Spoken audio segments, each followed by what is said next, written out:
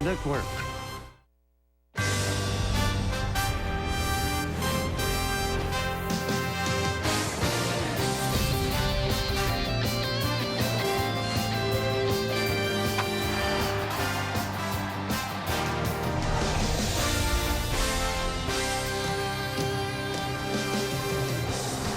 The Yankees were clinging to a one-run lead against the Angels, and Mariano Rivera on the mound. A 4-4-3 game-ending double play, and the Yankees salvaged the final game of a three-game set. They celebrated, got on a plane, and headed to Edgar Martinez Drive, where they saw a lot of those. The American League East standings, the Red Sox are idle today. The Yankees lead by 3.5, 4 in the loss column. The Rays are playing as we speak. Tonight, the Yes Network presents New York Yankees baseball. It's the New York Yankees against the Seattle Mariners in the first of three from Safeco Field in Seattle, Washington.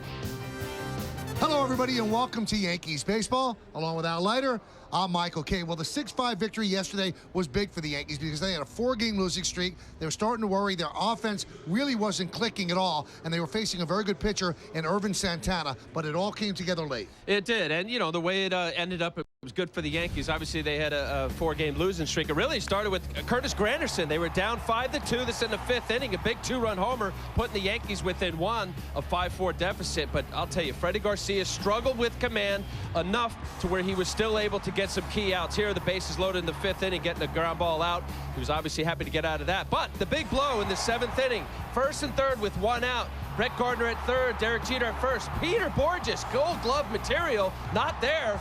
Derek Jeter ends up scoring the go-ahead run in the eventual Yankee win. What a ball game, the way they ended up winning that. They scored 6 runs yesterday. In their previous 3 games, Al, they had just 5. Previously, they hit 143 with a home run and a 235 batting average. So if you think the Yankee offense is back, they have a little bit of an impediment tonight. Now, the Yankees faced the Angels' 3 best pitchers in their series, and now in this series, they faced the Mariners' best in the first game. The New York Lottery pitching matchup has Phil Hughes going for the Yankees, 4-5 with a 6.41, and for Seattle, it's Felix Hernandez. King Felix, 14-11, 3.15, and Al, of late, he usually has his way with the Yankees. Well, he does. I'll tell you, back in May, he ended up giving up 4 runs to the Yankees. Robinson Cano ended up getting locked up on some fastballs. Love his stuff. This guy's all around. Cy Young Award last year. Got a fastball down and in. Robinson Cano deposited. Ended up giving up the 4 runs. He ended up having a no decision in Seattle in May. They eventually won the ball game. In July, a little different story. He was on. He ended up only giving up 1 run through 7 innings. This guy can be dominant, Michael, with 4 different weapons: fastball, curveball, slider, and a very good changeup. Tough task for the Yankee hitters. All right, if it's a close game, we'll probably see Mariano Rivera. The great one is on the precipice of history, closing in on 600 saves. Al Leiter, when we come back, we'll try to explain how it's happening at his age.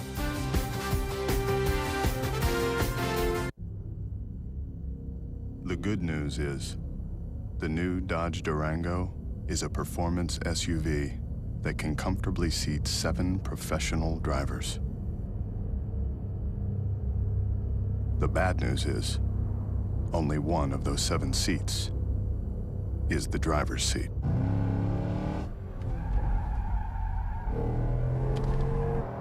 The SUV is back.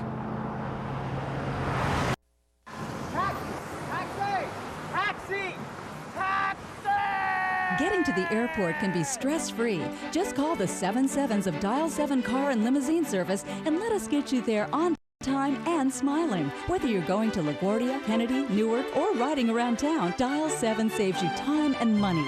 We've got a bold new look, and we're the best ride in town. Dial 7 Car and Limousine Service, 777-7777.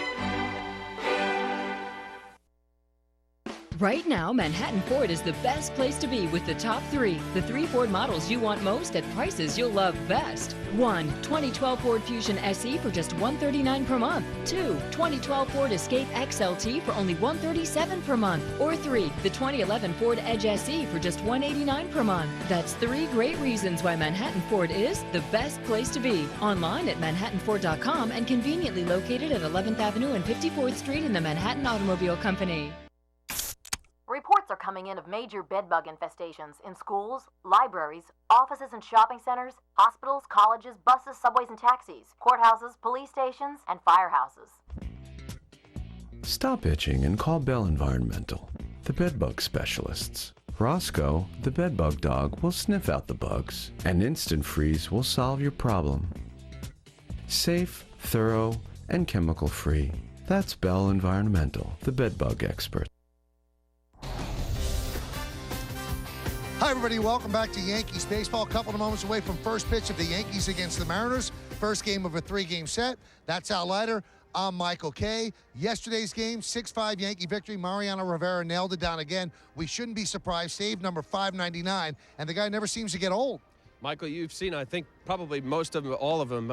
I think as an ex-pitcher, I marvel at his consistency with his delivery. If we go back to when he was a rookie, it was the same delivery, same release point. Here's a guy that, yes, his velocity has dropped, but what has he done? Like good Major League players, he's made an adjustment. He's thrown more two-seamers. He'll stand up right-handed batters on the inside part of the plate. For the most part, it's been the same consistent cutter, but I love the fact that he has the same delivery and the same release point. I'll tell you what, though, he's always been considered the greatest closer in the history of baseball. Now he's on the precipice of doing it numbers-wise. With the save yesterday, 599, one away from 600. The record is 601. Trevor Hoffman holds that. Yesterday's save was his 40th. He now becomes the oldest man to get 40 saves. We know he's the best closer in baseball, but in a couple of days, it's going to become official numbers-wise. When we come back, lineups, first pitch, baseball, Yankees and the Mariners next, right here on Yes.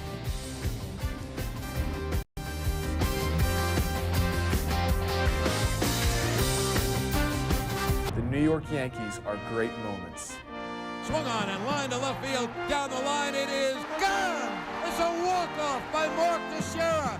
Fans, come out to Yankee Stadium on Tuesday, September 20th for the last homestand of the regular season when the Yankees take on the Rays. The first 18,000 guests in attendance will receive a Snoopy Yankees doll, the fifth in the collection, courtesy of MetLife.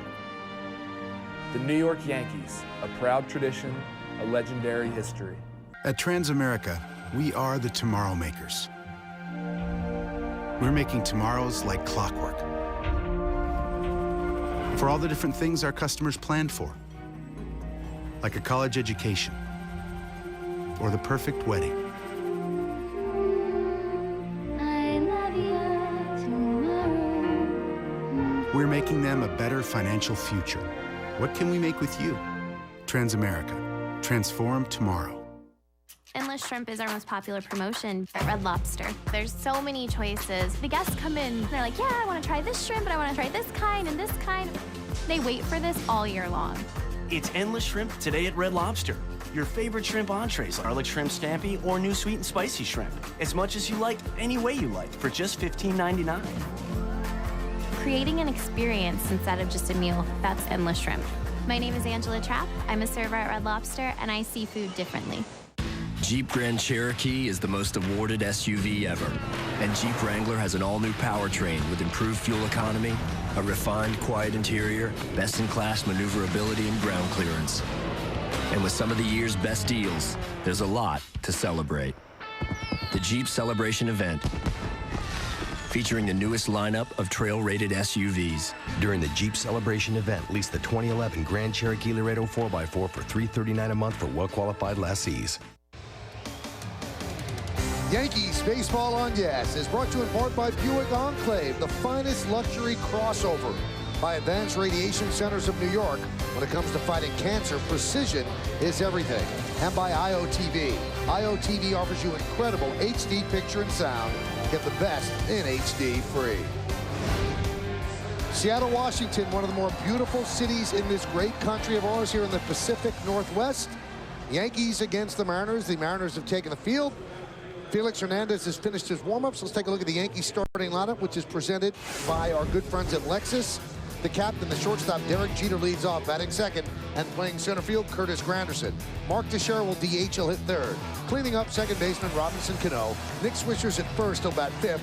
Batting sixth, playing third base, Eric Chavez. Brett Gardner's in left field, he'll bat seventh. Batting eighth and playing right field is Chris Dickerson. And Austin Romine makes his first big league start. He's going to catch, and he will bat ninth. Well, we are ready for baseball here at Safeco Field. A retractable roof. They will not need the roof tonight. Just a beautiful day here in Seattle. Same sort of evening as well. Yankees lost 2 out of 3 while in Anaheim, and now the first of 3 here in Seattle. The man on the mound is King Felix. He's ready, and he deals. We're underway. There's a strike.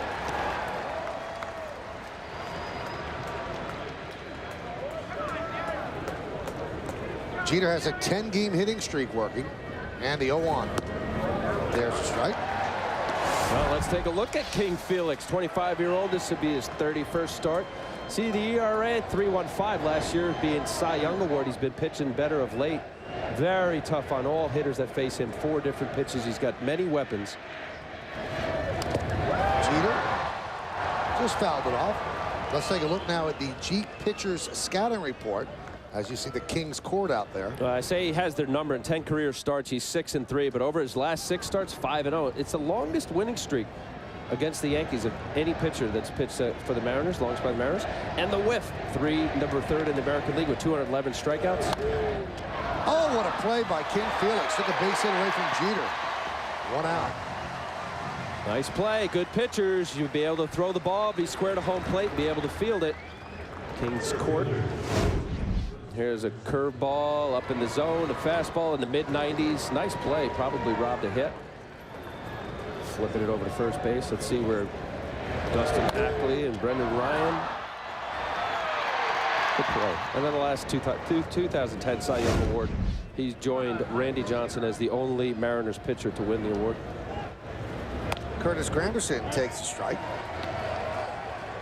Mark Carlson is calling balls and strikes. Yankees thought that was a little bit high, barking from the bench. The 0-1, bunted foul. Granderson 1 for 16, 1 for his last 16, and 6 for his last 46, as his average has dipped to 265. Big home run yesterday, as we showed in the open.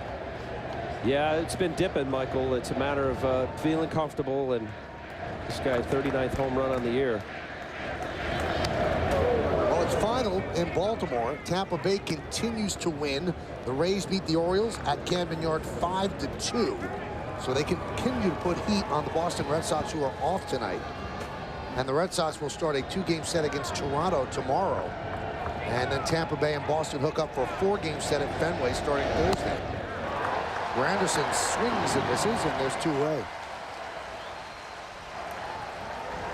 Well, hanging changeup really up in the zone. This is the anxiousness of a guy who's tired. We talked about all the games and extra innings and doubleheaders. There's no doubt about it. Some of these Yankee hitters are tired. You got to fight through it. 3 weeks to go. There's Mark Teixeira. He has half a day off as the DH. He has a 9-game hitting streak here at Safeco Field. He's 20 for 39 in that streak. But against the Angels, he was 2 for 15, average down to 247. This is not the sort of pitcher you want to face when you're not swinging the bats well. Well, there's no doubt about it, Michael. This guy is as good as anybody in the game. I'm watching batting practice today. Teixeira talking, working with Kevin Long. And the basic premise behind anybody who's struggling, they end up thinking they have to cheat more on the fastball. And this is where you see guys in between. I think we're seeing it with Granderson. We saw it down in Anaheim. Now with Teixeira trying to jump on the fastball to get susceptible to the off-speed pitch. 3-0. There's a strike.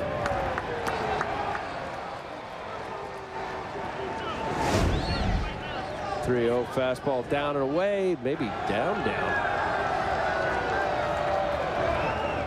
And Carlson talking with the Yankee dugout. They are not happy with the early strike zone. Well, from the side, you could see up and down. Obviously, you can't see in and out. They're saying to Mark Carlson, home plate umpire, boy, this guy doesn't need any help. 3-1. See that pitch there, right there, Michael. It says a lot about the maturity of a very good pitcher already. 3-1 count. Mark Teixeira is struggling. Doesn't matter. First inning. Changeup. Strike 3. 94 miles an hour right down the middle. And Teixeira down looking, and he's also talking with Mark Carlson. Yankees go down in order. Yankees nothing. And Seattle coming to bat against Phil Hughes.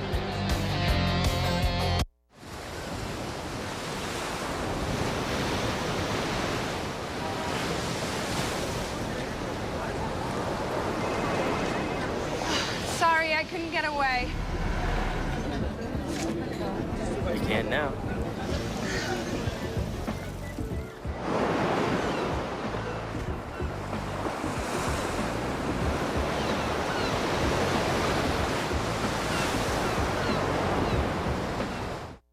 You are now a Toyota owner, Mr. Sanchez. Thank you. Wait a second. That's you. It is. Aren't you worried about the cover jinx? Nah, I don't believe in all that stuff. It's weird. Oh, man. Ugh. It's a great time to sign. Lease Camry for $179 a month or get 0% APR for 60 months. Plus, get $500 bonus cash when you lease or finance Camry. Toyota, official vehicle of the New York Jets. Felix Hernandez impressive in the top of the first inning. Now it's Phil Hughes' turn on the mound. And here's the Mariners starting lineup that he's going to face, and it's presented by HP. Ichiro Suzuki is in right field. He's going to lead off. Kyle Seager, the third baseman, will bat second. Batting third, playing second base is Dustin Ackley. Mike Karp will DH, he'll clean up. Batting fifth and playing first base, Justin Smoke. Miguel Olivo will catch, he'll bat sixth. Trayvon Robinson in left field will hit seventh. Hitting eighth and playing shortstop, Brendan Ryan. And Michael Saunders in center field will bat ninth. On the mound, Phil Hughes, 25-year-old right-hander, coming off a no decision against Baltimore. Pretty good start. Trying to get him back on track. 4-5. The high ERA really was a product of earlier in the year. He has been pitching better of late. Let's take a look at the Jeep pitchers scatter report. West Coast kid, 2-2. 7 career starts against Seattle. 7 career games, 4 of them are starts. And the entire career out west here is 9-3. 2 strikes put him away. How about this? A lot of foul balls. 31% of his pitches are foul balls. His last start, Michael, 30 foul balls. He's #1 in the American League for that. Believe it or not, they have a statistic for that. Maintain velocity. He's been more aggressive as on his curveball. Watch early in this game. See if he maintains his velocity throughout. Here's Ichiro. And that one is driven to left center field and deep. Giving chase is Gardner and Granderson, and Gardner makes the play. 1 pitch, 1 out. Why don't we take a look now at the Yankees defense, which is brought to you by your Mercedes-Benz Tri-State dealer. You saw Gardner in left and Granderson in center. Dickerson's over in right tonight. Infield, Chavez, Jeter, Cano, and Swisher third to first. And Austin Romine making his first big league start behind the plate. He got his first big league taste mid-game yesterday. That was behind the plate as Mariano nailed down the save. And he said that's something that he will remember forever. Kyle Seager takes a strike.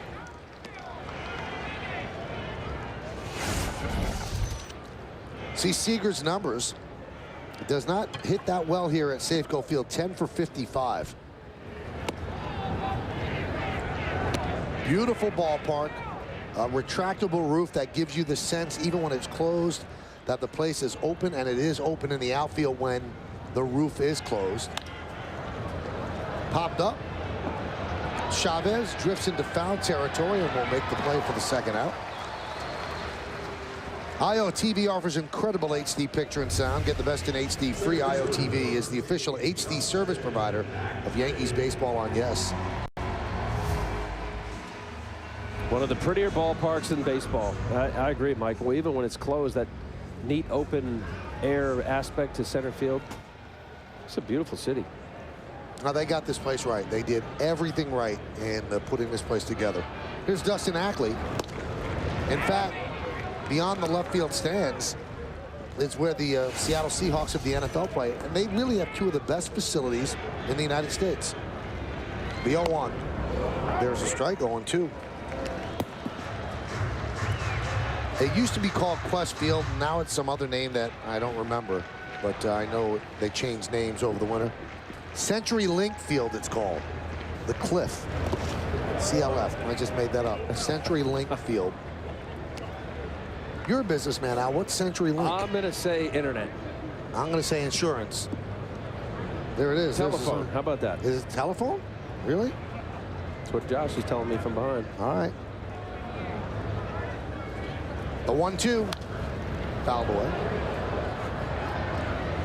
Dustin Ackley, this is a guy that the Mariners are starting to get all excited about, and I could see why, talking to a lot of people around the club, the coaches and scouts.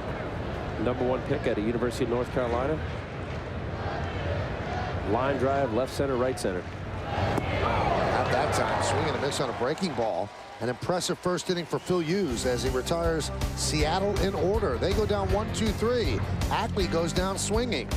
We go to the second inning. No score right here on Yes. How about that one? Fall is here, and so is Dunkin's delicious new hot and iced apple cider. Pick yours today. America runs on Dunkin'.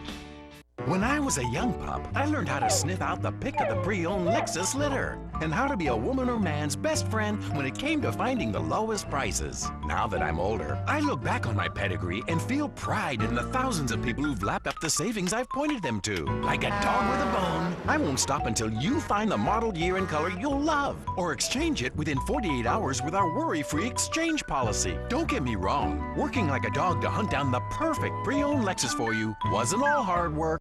It's a Nissan Nirvana. Pre-owned Nissan.tv, your direct line to the largest selection of pre-owned Nissans New York has to offer. With one of the largest selections of pre-owned Nissans on the net, this is the one website anyone serious about paying less must visit. At pre-owned Nissan.tv, you can shop without worry, because every pre-owned Nissan from pre-owned Nissan.tv comes with a 48-hour love it or exchange it policy. Pre-owned Nissan.tv is heaven on the net for anyone looking for a pre-owned Nissan for less. Henson, we're going to go over sales figures, complete this merger, and present to the board. Sink your teeth into some Big and Toasty if you understand. Good. You've got spunk. A big day calls for the Big and Toasty. Wrap your hands around fried eggs, cherrywood smoked bacon, and cheese on Texas toast. America runs on Dunkin'. It's time for the Toyota text poll, everybody. Let's take a look at tonight's question. Who do you think will catch Mariano Rivera's 600th save? You can text your vote to 58772. Standard text messaging rates apply. Is it going to be Cervelli, Martin, Montero? The fan favorites, they want Posada to catch it, and Austin Romine. Cervelli, we might not see him until the Yankees get back to New York because he does have a concussion. Here's Cano. And then you see some athletes that have concussions, and it takes forever. And look at Sidney Crosby of the NHL. There's some doubt there. He's going to be able to play at the start of the next hockey season. And then Justin Morneau of the Twins. Right, yeah. So you hope that it's a minor situation where he can bounce back, but there's some scary developments with concussions. Well, I'm thinking, as you're saying it, Michael, Jason Bay. You had Aaron Hill, who now looks like resurrecting his career in Arizona, recently traded from Toronto. Gunnar Span of the Twins. Brian Roberts. The 1-1. Grounded foul. Mike Matheny actually had to retire because of concussions, which he received from foul tips off the mask. So we send out our best wishes to Francisco and hope that he bounces back quickly. Right now, the catchers are Austin Romine and Jesus Montero until Russell Martin can get back in the lineup. The 1-2. Check swing. Jeff Kellogg said he did not go. The count 2-2. Pretty good take from Robinson Cano. Ended up getting a home run yesterday. Being able to hold off on a pitch. Now look, these Yankee hitters are not getting off the fastball, but because of Felix Hernandez's other weapons, this is what makes him so tough, especially down in the zone. Given out to left field. Robinson is there, and he'll put it away. For the first out, why don't we check out the Mariners defense, brought to you by your Mercedes-Benz Tri-State dealer. You just saw Trajan Robinson out in left, Michael Saunders in center, and Ichiro Suzuki is in right. Infield, Seager, Ryan, Ackley, and Smoke third to first. Olivo behind the plate, and Felix Hernandez is on the mound. Here's Nick Swisher. Left elbow still bothering him to the point that he can't play the outfield, but they have him at first today. Nick, 3 hits in his last 28 at-bats.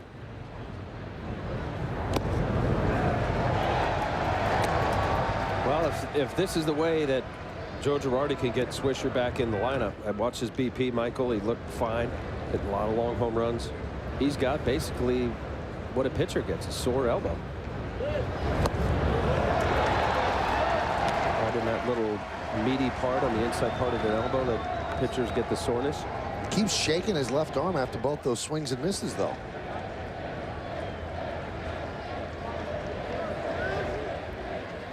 Boy, the Kings court really gets into every single pitch. They're all standing, holding up K's.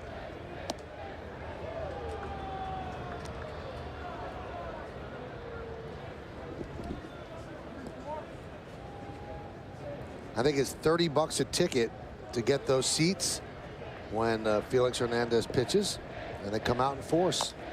And you get a yellow shirt? Yep. Really? Mm-hmm.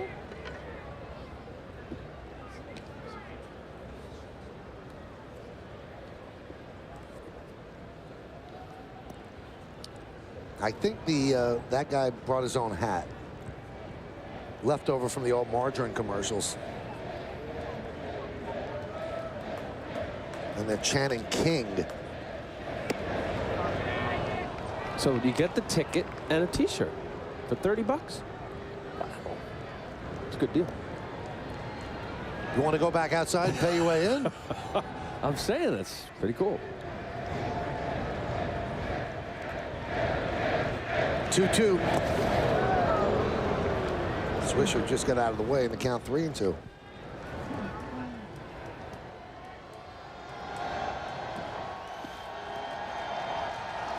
Eric Chavez is on deck.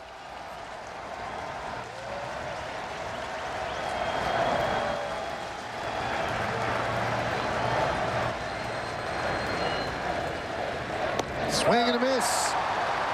Third strikeout for Hernandez.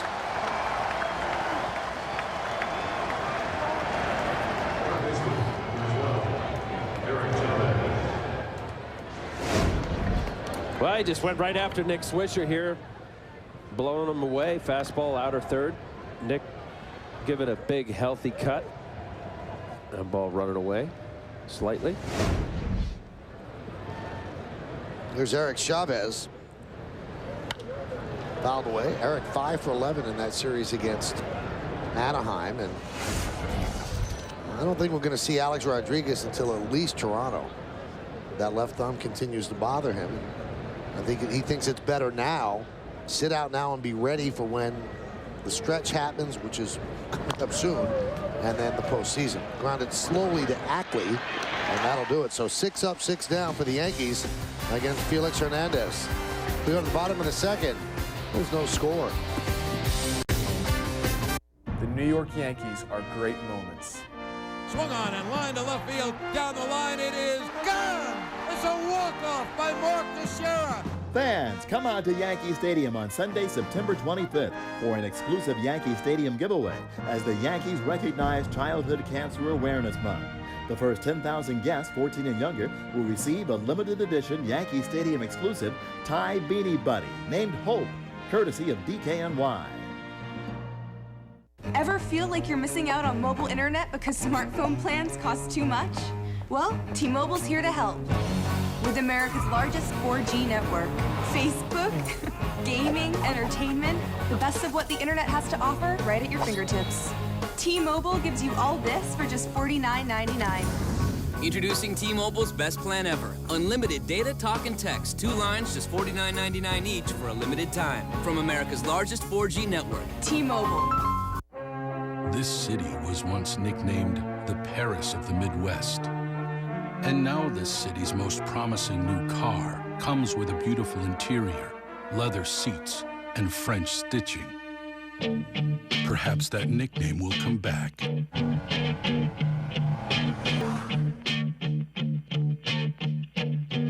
Now get 0% APR financing for 72 months on most 2011 Chrysler 200 sedan models.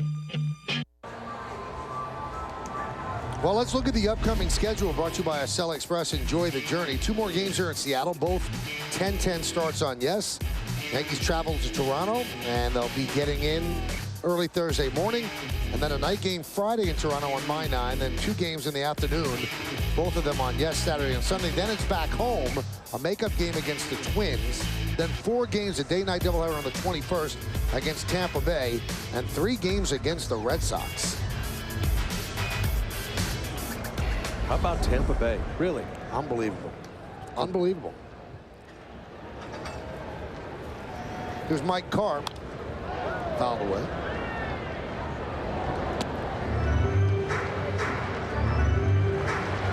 Well, they all wear Elvis glasses for King Felix, and those are King Felix skiing caps.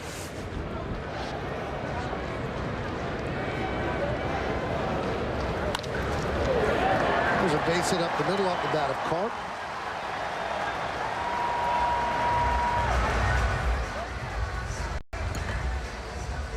Let's look at the game time weather presented by Bigelow Tea. Beautiful weather, 71 degrees, 57% humidity, not much wind, and it is indeed clear skies.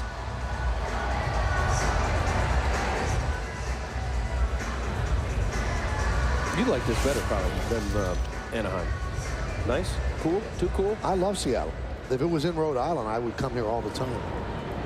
It's just too far away. If it was in Rhode Island. Justin Smoke fouls it away. I look at Justin Smoke, and I don't think it's that far-fetched a thought, Al, to say that he could be the reason why the Yankees didn't go to 2 straight World Series. Mr. Lee? Because the Yankees had a deal with the Mariners for Cliff Lee, and then the Rangers finally relented and said they would include their top prospect, Justin Smoke. And then they asked the Yankees to better their offer and put in either Ivan Nova or Eduardo Nunez. The Yankees said, well, we had a deal. And so the Rangers and the Mariners then consummated the deal. Cliff Lee went to Texas, and not only did he get them to the playoffs, but he got them past the Yankees in the ALCS, and they lost to the Giants. Now, I'm not saying the Yankees would have beaten the Giants, but I do believe the Yankees would have gone to the World Series if they had Cliff Lee. And maybe if he had spent a couple of months with the Yankees, he would have ended up signing with them. You never know. Was Jesus Montero in that? Yeah, yes, he was in that deal. Yeah, he was in that deal. Well, they like him a lot. He struggled. Got a few holes in his swing. And sometimes he hits into double plays. 4, 6, 3. I talked to some scouts today, Al, and they said Montero's a better player than Smoke. This is the trade that got Cliff Lee to the Rangers. Smoke, Bevan, Lukey, who's in their bullpen, and Matthew Lawson, kind of a swing guy.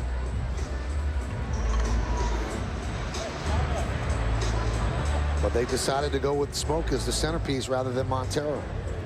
Well, so far, Jesus Montero, short, quick swing, 3 home runs already.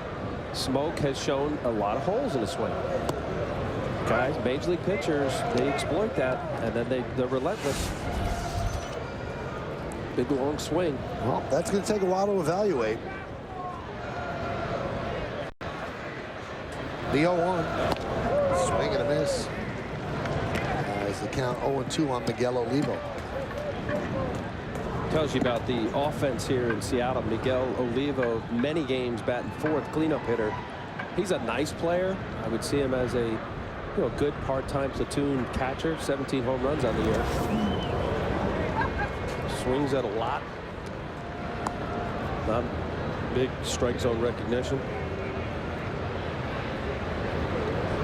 But this team is also different. And I think talking to Eric Wedge, the manager for the Mariners, he's just there's some players that they're excited about as they move forward.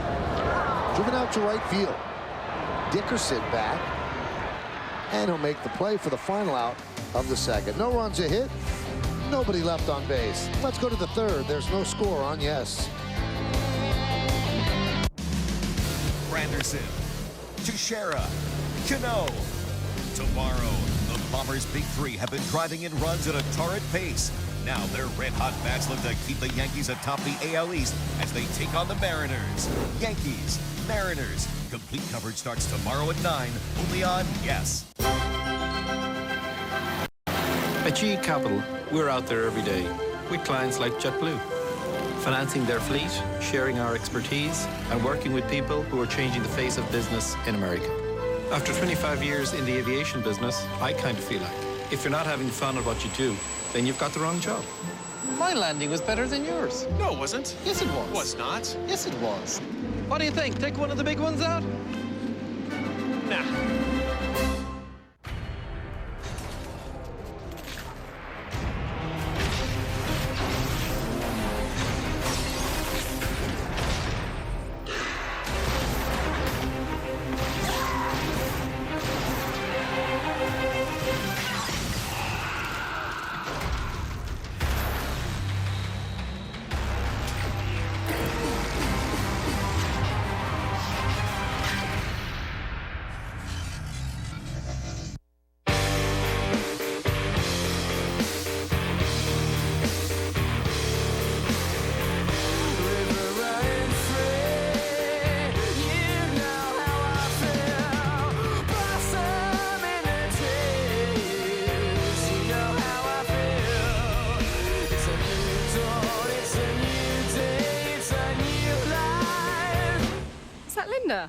No, she's in Miami. 2012 season tickets are on sale right now. Purchase the best available seats for the 2012 regular season, and you can also secure the opportunity to purchase the same seats for the 2011 postseason. So come join us for the chase for 28. For more information, visit Yankees.com or call 212-YANKEES. Brett Gardner will lead off, and he shows bunt, takes outside, 1-0. So we're underway here in the third.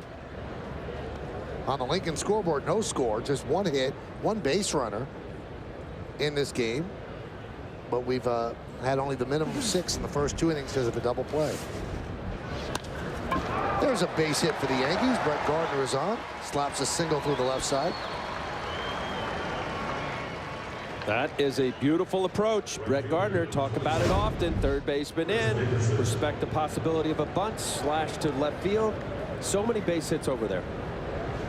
His swing is more of his comfortable best swing, believe it or not, is a pulled right center approach. But boy, if he can get that down. He got 20, 25 hits a year over there. Now will Dickerson give him an opportunity to steal? Quick throw over to first base by Hernandez.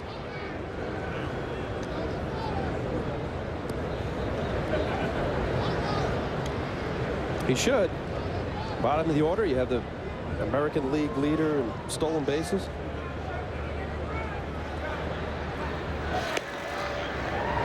Well, he throws fastballs over to first.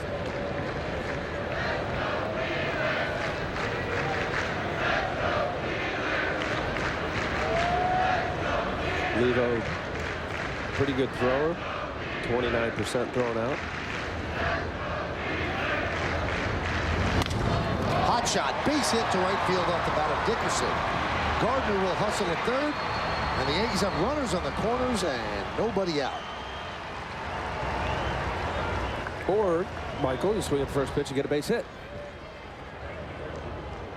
This looked like a nice little meaty fastball. You see Miguel Olivo pulling the glove back over the middle of the plate. Here's Dickerson getting an opportunity to start with Nick Swisher DH. Well, here's Austin Romine, his first big league at bat. Spent most of the year with Double-A.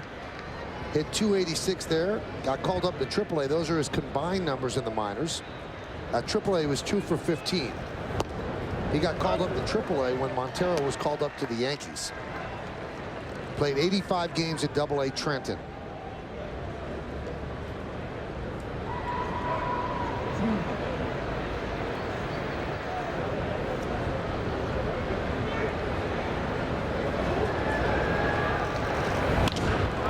That one is skied into center field. Saunders makes the catch. Tagging is Gardner, but he'll stay right there as the throw is cut off by Smoke. Not quite deep enough for Gardner to try it. Yeah, watching Robbie Thompson, the third base coach, he was so in between, coming down the line. Of course, realizing the speed of Brett Gardner. There's Robbie Thompson. You got Derek Jeter. Watch here. He's coming way down, and then he holds him up. That'd be close. That ball was dying. Michael Saunders, not the strongest arm.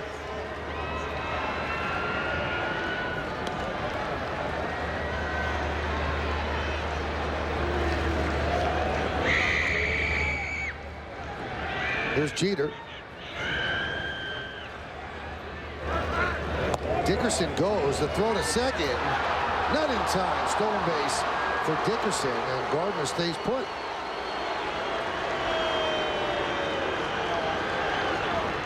Well, that was a quick, strong throw from Miguel Olivo.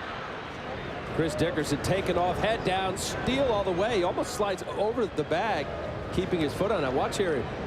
Aggressively head first slide coming all the way through. Stays on it. The glove stays on it. He sees that he may come off that bag, keeping that left foot on there. It was close. Pulling that foot off.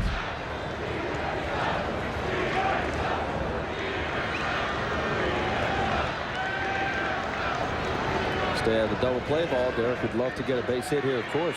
Some right side approach.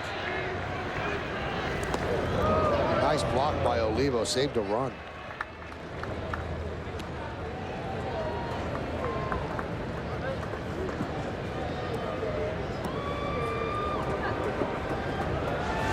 Olivo getting what looks like a off-speed pitch. Just bounces at 55, 56 feet. Good play. Definitely saved a run.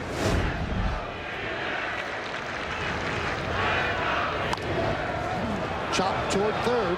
Gardner will score easily. And Seager makes the throw to Smoke. An RBI single or an RBI ground out for Jeter, and the Yankees lead 1-0.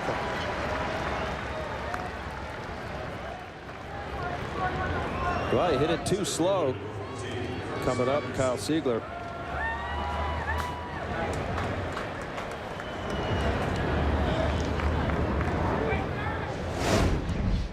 There you see Kyle Seager back off the home plate, hustling down easily.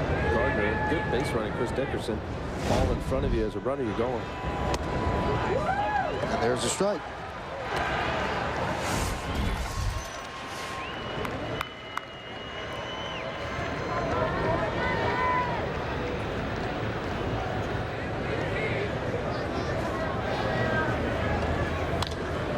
Granderson fouls it off. Today's closed captioning brought to you by Verizon Wireless. Just quick worker too here. There's some action going on here, some singles. He gets on the mound, gets a sign and goes. And so far, the Yankee hitters are aggressive early in the count. Just missed outside.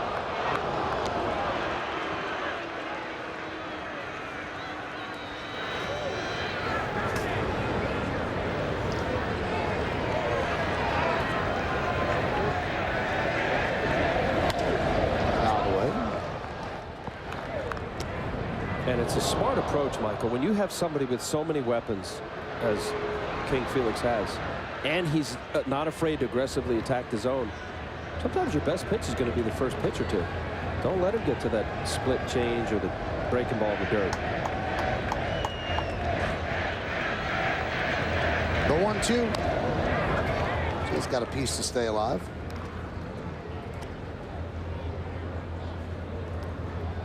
Gardner scores on the ground out by Jeter. The Yankees have a 1-0 lead here in the top of the third inning.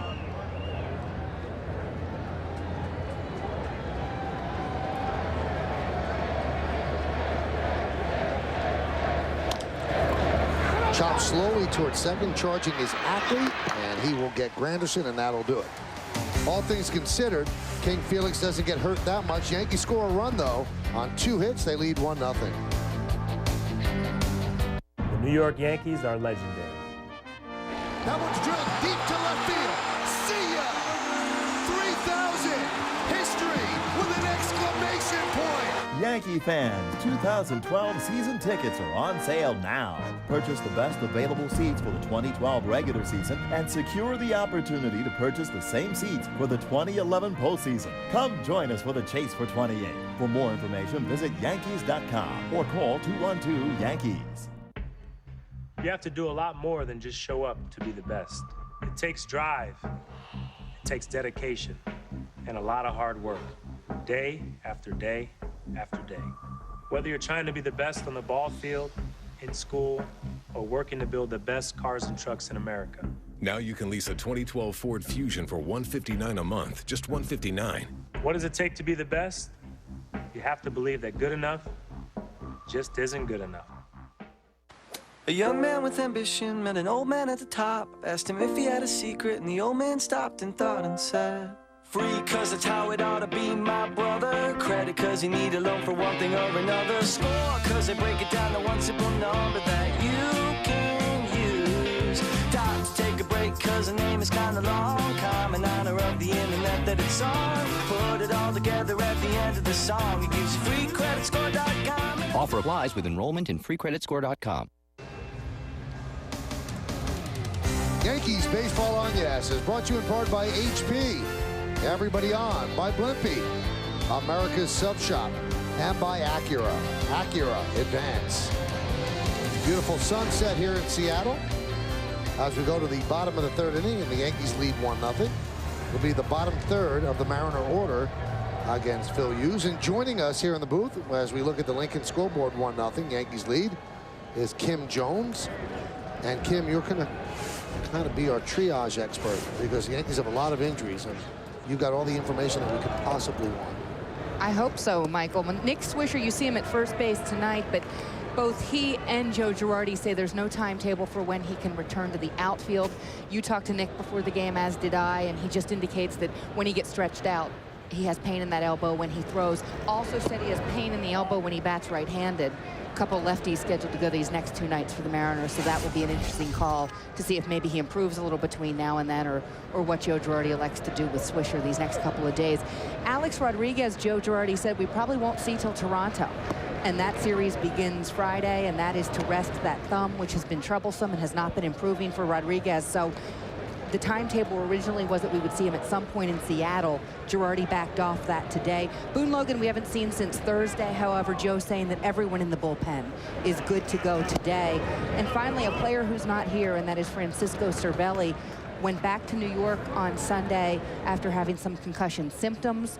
He underwent an impact test, an MRI also. The MRI was negative, however, and the Yankees have clarified this since we spoke to Joe Girardi earlier. Francisco Cervelli does have another concussion. He is at home resting, according to the Yankees, and all baseball activities have been suspended. So by my count, Kim, is that 4 that he's had in his career? It is, because Cervelli told me this would be his 3rd as a Yankee, but he said he had 1 in Venezuela. So in terms of diagnosed concussions, this would be number 4, and it would be his 3rd since November of 2009. Well, that's a little scary, and I know that all sports now have really cracked down on anybody with a concussion. What's the timetable? Do they have a timetable for Francisco? They don't have a timetable. Joe Girardi did say he does not believe Cervelli will rejoin the Yankees on this trip. So the earliest we would see Cervelli would be Monday when the Yankees return home with that makeup game against the Twins. The interesting story here, Al and Michael, is what happens at the backup catcher position. I neglected to mention Russell Martin a minute or 2 ago. Joe Girardi hoping he can get behind the plate tomorrow. But Posada very much remains an emergency catcher for Joe Girardi, which, do the math, that means Austin Romine or Jesus Montero would move into that backup role. I think the consensus is, I know the consensus is, Romine's the better defender, but when you look at postseason rosters, you're now talking about some players who you couldn't have imagined contributing a short time ago. Brendan Ryan pops one up foul. Now, I just was doing quick math as you were talking. If Cervelli doesn't get back in time, and he doesn't rejoin the team and is not on the postseason roster, and the backup catcher turns out to be Jesus Montero, who they were thinking of carrying as a DH, and here's all the guys that have caught in the last series, you can actually make the point that Posada would be able to make the postseason roster in that scenario as a DH, as Montero would be the backup catcher.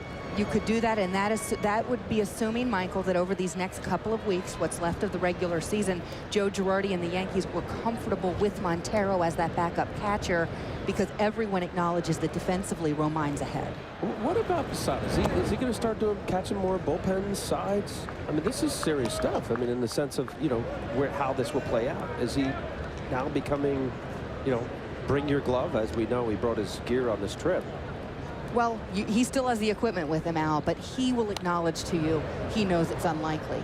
He was not expected to catch at all. He was in an emergency role the other day in what was a unique and remarkable situation, but Joe Girardi has gone out of his way to say he is the emergency catcher. Well, he did have a quote in the papers today I was reading. I would give credit if I remember which one, but I read them all, where he said, I'm not going to catch again. He said they wouldn't let me catch in spring training. Why are they going to let me catch now? So, I mean, the reason he caught in Anaheim was because it was an utter emergency. They had to catch him. Interesting. It really is. And, you know, in those scenarios that you paint, Kim, you could see Romine make the postseason roster. Oh, absolutely. If Cervelli is not able to go. Oh, no, absolutely, Michael. I think that you can certainly paint a scenario right now where Romine and Montero are on that postseason roster. That one fouled away. The count is 2-2 on Brendan Ryan. So Romine in his second game. You know what? And first start. Michael, I hate to throw something out there, but didn't they have to add him to the roster? Yes. So is there after July or August 31st? As long as there's an injury. Okay. As long as there's an injury.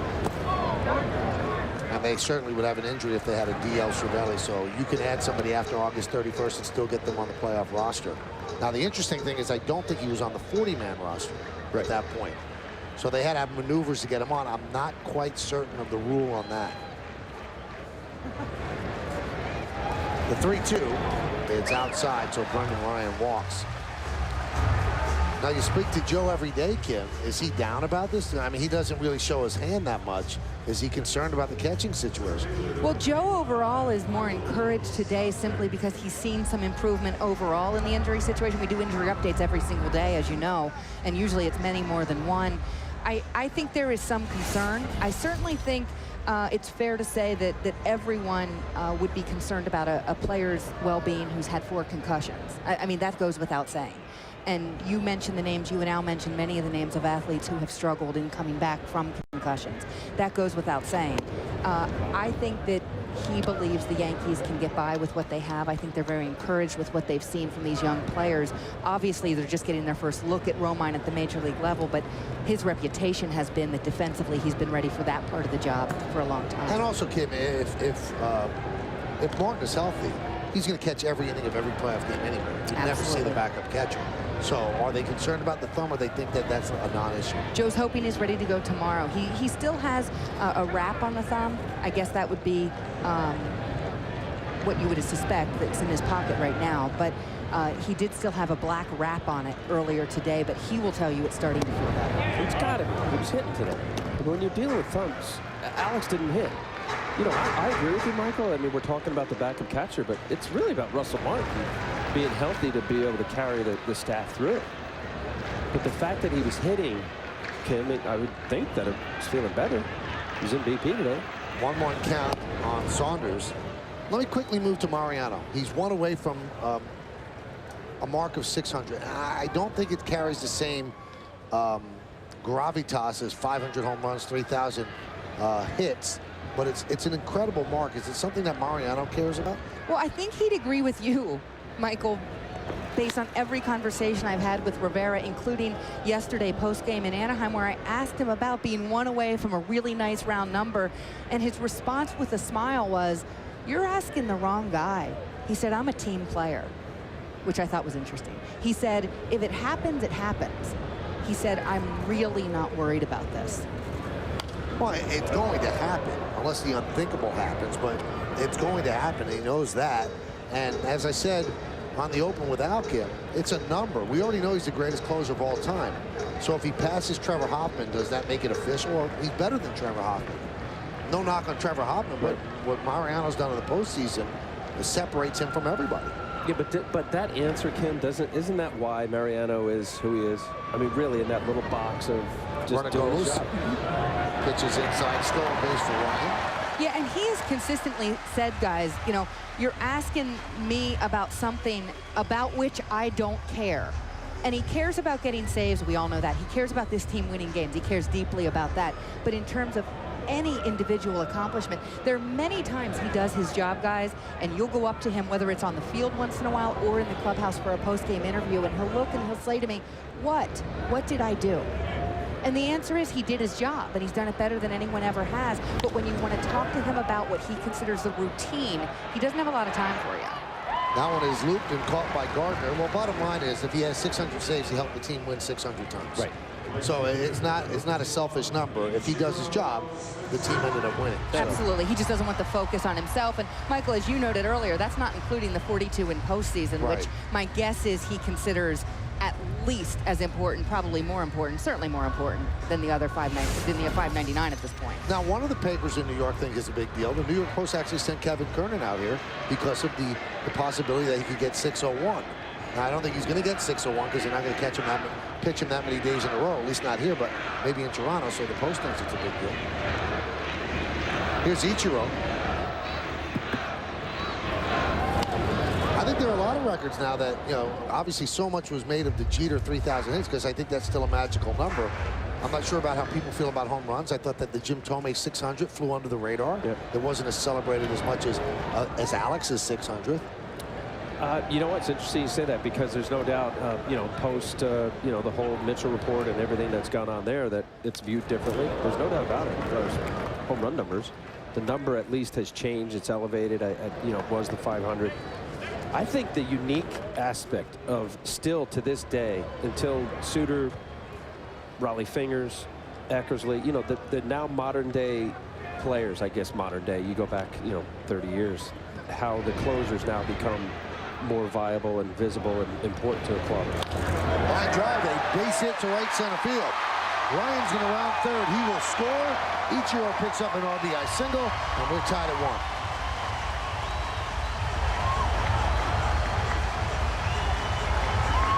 Well, everybody's talking about he's at 10 years in a row of 200 hits or more. He needs 32. Now he needs 31 more hits if he's going to do it. It'd be awfully hard to do. This swing and approach so many people have seen over the years in the major leagues, also in Japan.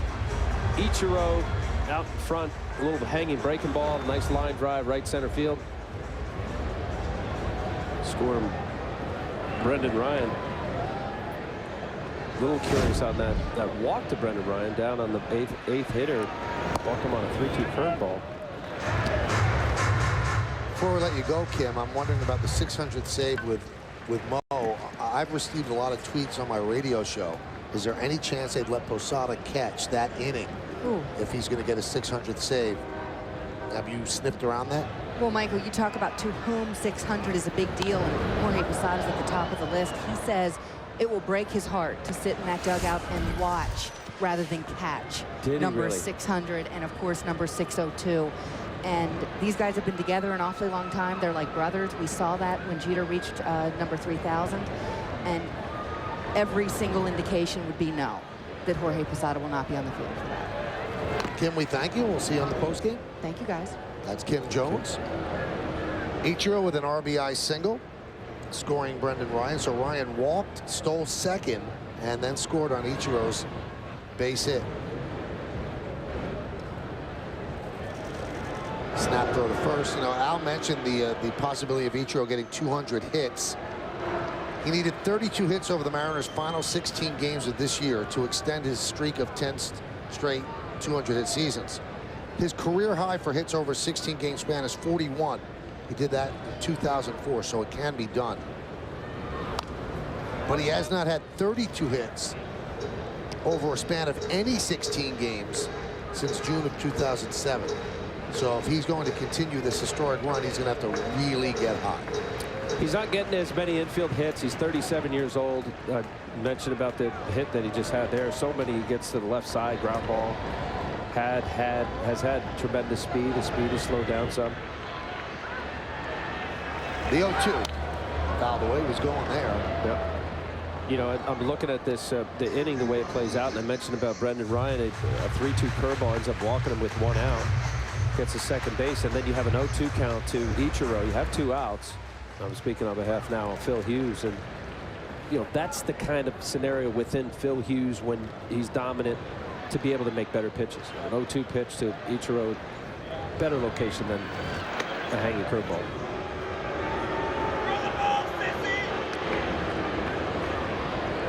Each team with 2 hits, each team with 1 run. Each team has scored a run here in the 3rd inning.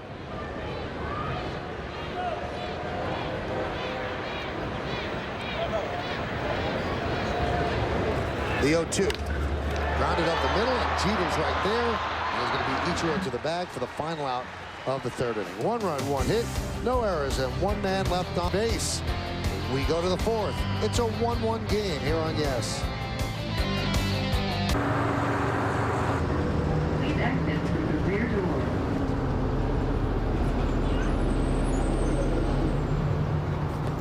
Don't assume it was left by accident. If you see something, say something. Right now, Manhattan Ford is the best place to be with the top 3. The 3 Ford models you want most at prices you'll love best. 1. 2012 Ford Fusion SE for just $139 per month. 2. 2012 Ford Escape XLT for only $137 per month. Or 3. The 2011 Ford Edge SE for just $189 per month. That's 3 great reasons why Manhattan Ford is the best place to be. Online at manhattanford.com and conveniently located at 11th Avenue and 54th Street in the Manhattan Automobile Company.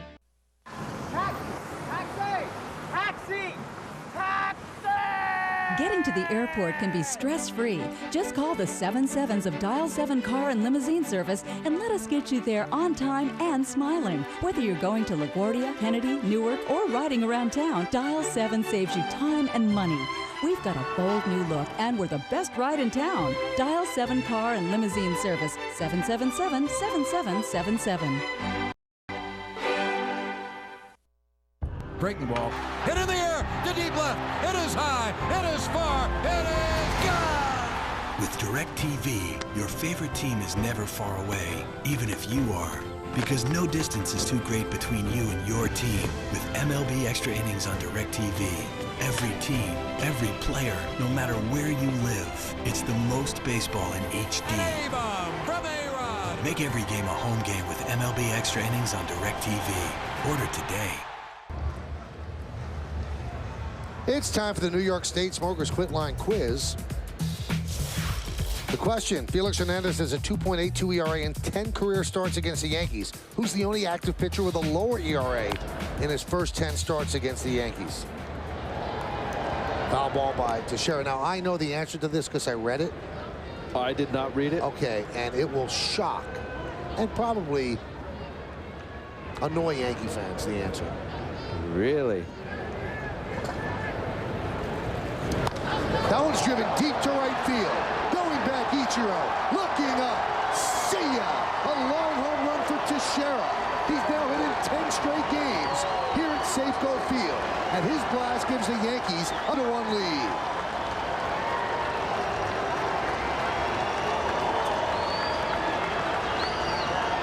Well, that is an absolute bomb. 37th home run, 104 RBIs. Watch him stay. This is a hanging changeup. And yes, he's been struggling out in front, behind on the fastball. We saw in Anaheim, Jared Weaver threw a lot of changeups. He deposited that changeup about 25 rows up to the middle of the plate. He knew it right away. Look at King Felix. Pitchers know that sound, Michael. That 10-game streak here dates back to 2009. Obviously, the Yankees don't come out here all that often, but Teixeira certainly likes hitting here.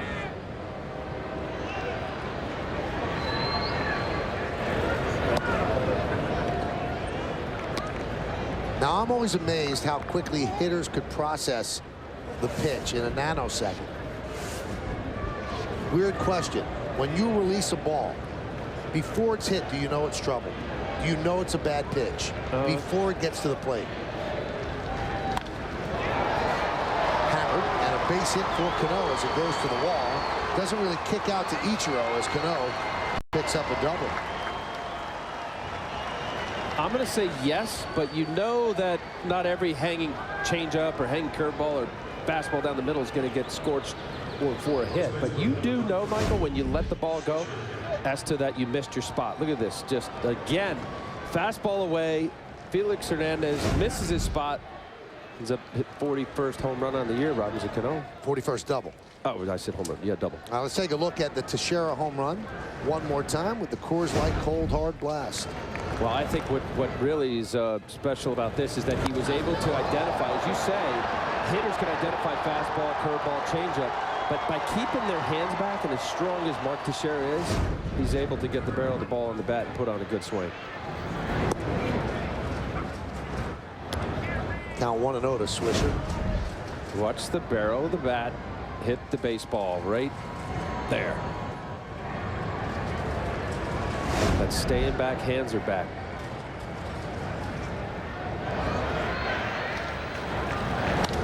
Ground ball, base hit through the left side. Cano went back to second, so he can only advance to third.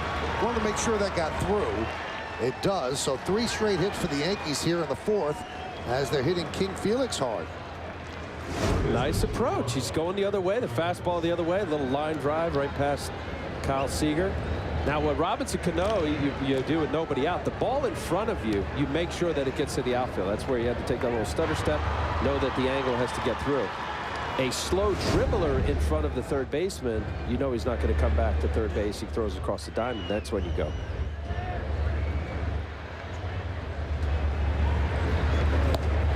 Chavez takes a strike. So the Yankee offense so stagnant through about 4 games during their losing streak. Kind of awakened a bit yesterday, helped by a drop fly ball by Peter Borges, but today significant big-time hits against a big-time pitcher. Go figure, right? It's hard to figure. Well, and you know, also too, they faced 3 very good pitchers down in Anaheim as well. Jared Weaver did an excellent job. Next night, Danny Herron finally got on Urban Santana yesterday. That one is driven out to deep left center field. Saunders back. He's going to make the catch. Tagging is Cano. He'll score. Moving to second on the tag is Swisher. Good base running by him. A sac fly by Chavez, and the Yankees lead 3-1. A lot of room here at Safeco. You got big gaps. See Michael Saunders going a long way. That is good base running by Nick Swisher. Down in the zone. Look at him keeping his head down. He's driving this ball. That ball was below his knees. Just a matter of big areas here. Hard to get the ball out, especially left center, right center. See Michael Saunders on his horse, knowing that Cano is going to score, but a little bit nonchalant. Maybe didn't realize that Swisher was going to bust it. Good base running.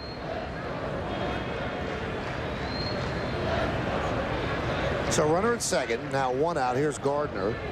Gardner singled and scored the Yankees' first run in the 3rd. And a strike from King Felix.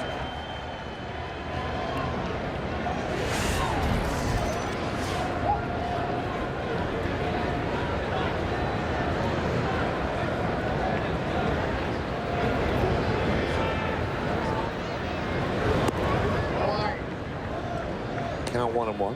Early on, Michael, I'm a little curious about the velocity of Felix Hernandez. We've been seeing a lot of 93s.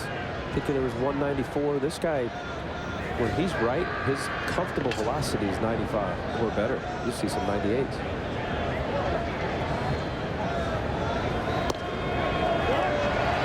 Here's a good one, 94.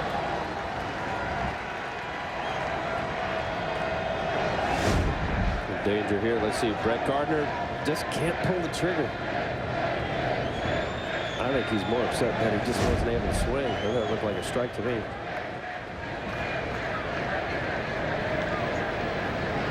Yeah, the fastball, 94, big curveballs, big speed variation between Felix Hernandez's fastball and curveball, about 12 miles an hour.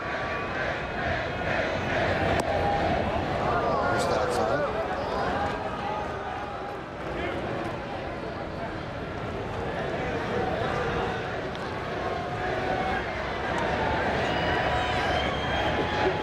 Attack mode, stretch the corner a little bit there, just off the plate. Mark Carlson calling the ball.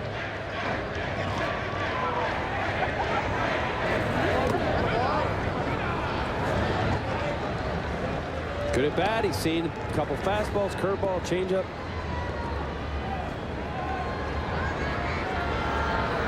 See that left field approach as he did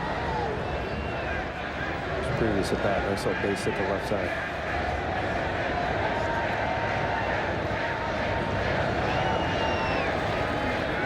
Three-two. Slice down the left field line. It's a base hit. It's going to go into the corner. Scoring easily is Swisher.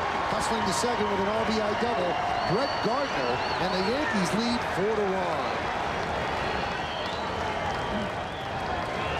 4-1. Another good at bat, Michael. Fighting some pitches, fastball. Saw all of them now. It's left field. I like it. He's staying on it. He's showed away. He's going to throw him a strike. Instead of peeling off and trying to pull that ball, you end up getting a ground ball to right side, second base. See Trayvon Robinson making sure that ball doesn't kick behind him with the speed of Brett Gardner, making sure he doesn't decide to go to third. Played safely.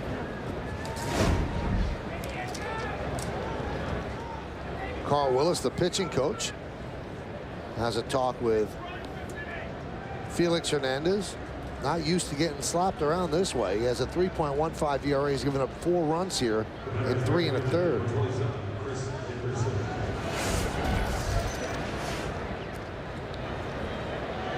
Here's Dickerson. He's singled in the 3rd inning.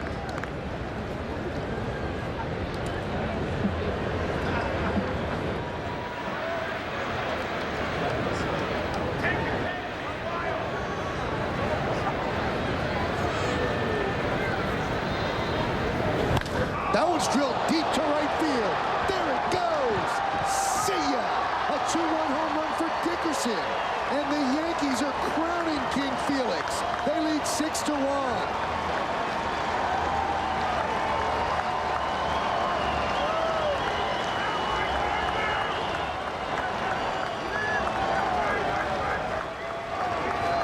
Chris Dickerson, first home run of the year for the Yankees.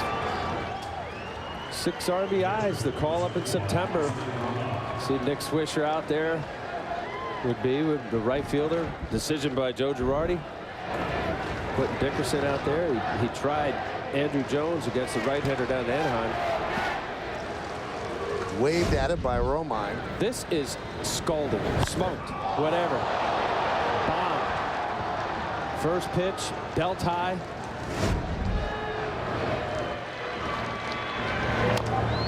Romine grounds one foul, count 0-2.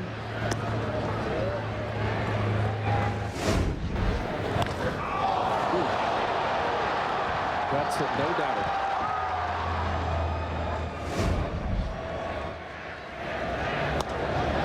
Punched out to right field. Ichiro is there for the second out as Romine is retired.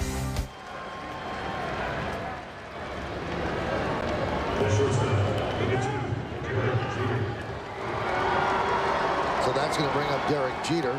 There's some action in the Mariner bullpen.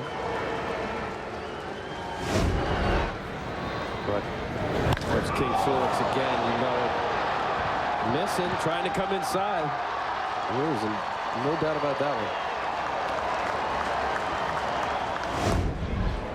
You know, we played it up, and deservingly. Look, Felix Hernandez, Cy Young Award winner last year with 13 wins, dominated in every category.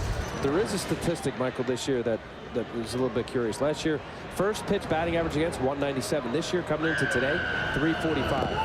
Why is that? What does that mean? Yeah, this is what I think. You know, everybody knew Felix Hernandez. Great stuff. You go over, you watch his video. 2 different breaking balls, an exceptional curveball. See Jeff Gray warming up. Slider, changeup. Don't allow him to get to his out pitches, strikeout pitches. Jump him early. He's aggressive. You can see his behavior. He's coming at you. It's turn, get the sign, pop. Get in there, go. So, I mean, that's huge. 197 last year, 345. Average on fastball last year, 238, 295. Just watch it tonight, Michael. His velocity is down from what I've seen in the past. A little. Ground ball is short.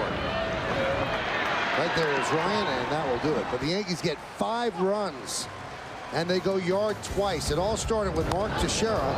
It is 37th of the year. Solo shot. Then a 2-run shot by Chris Dickerson.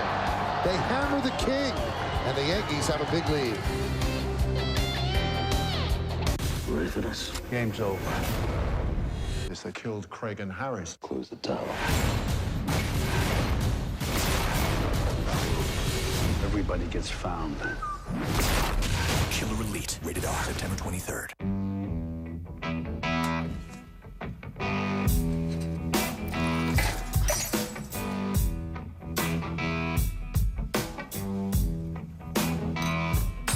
Let's have a ball and a biscuit, sugar. And take our sweet little time about it.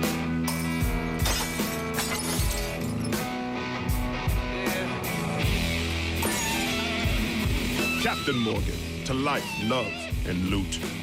The ultimate triple play from Optimum gives you great TV, and now you can take it to every corner of your home. Watch live TV on your iPad, and now on your iPhone and iPod Touch with the Optimum app. Get Optimum Online Boost Plus with internet 3 times faster than Fios. A free advanced wireless router, and great features like Optimum Link. Just call 866-333-7162. Get the best TV, internet, and phone. Just $99.80 a month with the ultimate triple play from Optimum. 3 rows of first-class seating. Quieter than Lexus RX 350. And better highway fuel economy than any other 8-passenger crossover. In other words, kids aren't the only ones being taken to school. Now get 0% financing for 60 months, plus get $1,000 cash allowance when you purchase a 2011 Buick Enclave.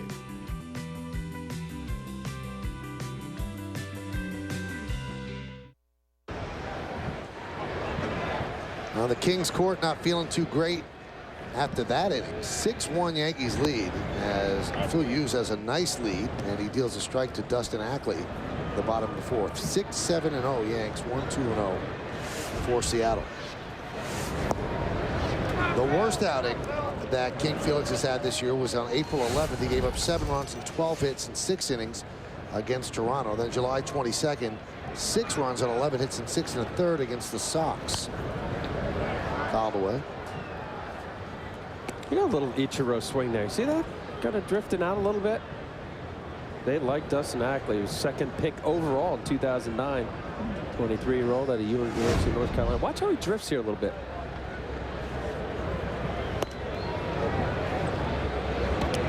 He played first. He had a sore arm. He was actually an outfielder and then first baseman, even DH. And second base is new to him.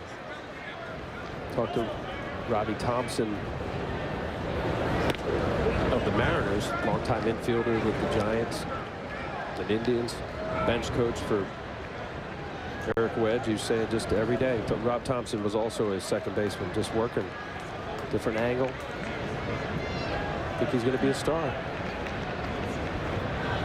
Swing and a miss, chased a high fastball. Ackley strikes out for the 2nd time against Hughes. Now it's time for the answer to the New York State Smokers Quit Line quiz. Felix Hernandez has a 2.82 ERA and 10 career starts against the Yankees, who's the only active pitcher with a lower ERA in his first 10 starts against the New York Yankees. And the answer is in a Yankee uniform. A.J. Burnett, 2.58 while he was with Florida and Toronto. And I'm sure that's one of the reasons the Yankees said, let's get this guy. He's great against us. But I'm trying to tie the why they'd be upset about that. Well, Yankee fans go, well, why doesn't he show that now? I mean, he's pitched a little better of late, but he hasn't pitched to that extent. When he was at Toronto, he constantly beat the Yankees and the Red Sox. Good point. You know what? That happens often, Michael. You do well against a certain team, and obviously the big league staff's watching, and the club and front office, they see it right in front of them with their own eyes. The 0-2. Count 1-2.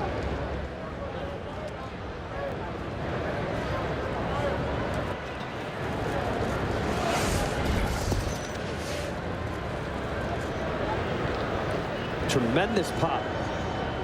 Mike Carp to left center field. Watching some video on these guys against Felipe Paulino, 97 miles an hour. Took it opposite way, home run. He was in that trade when Aaron Heilman came over with the Mariners and minor leaguer with the Mets. probably their left fielder. He played a little first base when Justin Smoke went down. So far, Phil Hughes throwing some good, crisp fastballs. I like his curveball.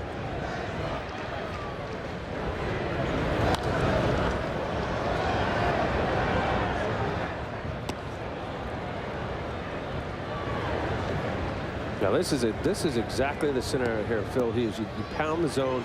You have an offense that has been anemic. Do not create offense for the opposing team by walking batters. He walks a batter right there, Mike Cart. I promise you, maybe not a home run, but any ball put in play, hit it. I don't care. Here's Justin Smoke. Wrapped into a double play his last time up. After Karp had singled. There's no doubt that this Seattle Mariner club, it's been about their awful hitting. They're last in the average in Major Leagues, 29th in runs and 27th in home runs. The home runs, this is not an easy park to hit home runs.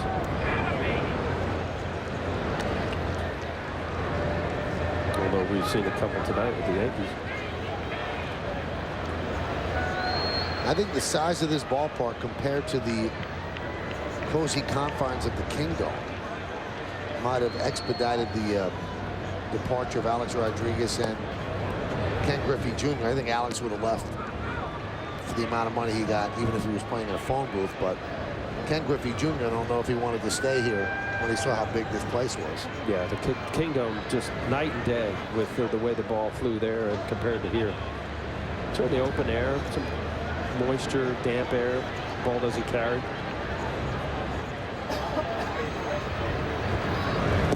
It's funny though, Al, we hear about these big ballparks, Citi Field. We hear about this place, Comerica, Comerica, and Target Field.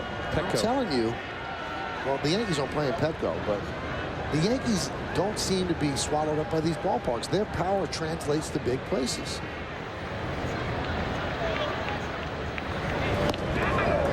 So you might say, well, you know, the Major League leading home run total, it's only because Yankee Stadium plays small and right center, but they hit home runs everywhere. They hit home runs in Citi Field all the time. Every year they go there, they get a couple.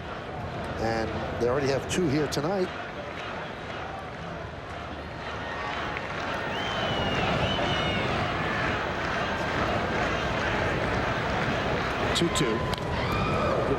I got an answer for you on that, Michael, and I hear what you're saying because it's legitimate. And yeah, how many wall burning, just over the wall home runs do you hit? Yeah, there's a handful for a club. But when you play in that as your home park and you have 61 home dates, and 81. I'm sorry, 81 home dates, and you batting practice, you're seeing your best ball, just go to the warning track, or you know, not even the warning track. You change the mindset, and I know that happened with the Mets. I know it happened with David Wright. And then it just starts playing into you. Change your swing, change your approach. Good curveball. Look at the speed. So, of course, 92, 93, 94, and he throws a 74-mile-an-hour curveball. That's 20 miles an hour. It's tough enough to stay back on a good fastball. This is a 12-6 nose to toes. What's his ball about neck high and ends up down almost in the dirt. Beautiful pitch. Pull down, takes enough off. That the speed too is what gets a hitter out front, aside from the great break. So when you come in as a visiting player, you get 10, 12 at bats. You're out of there. You don't think about it. Guys, it plays on them mentally. That's a good point. I know what happened with David. He started, thinking, okay, I'm going to go to right center approach and, hit more line drives. Because there's plenty of visiting clubs that go into Citi Field. They hit home runs. It's happening with Jason Bay. That's right.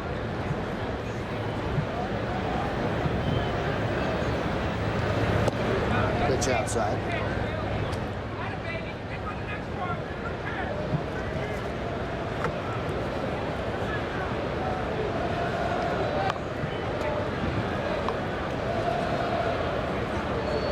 Karp leads off first with 2 outs.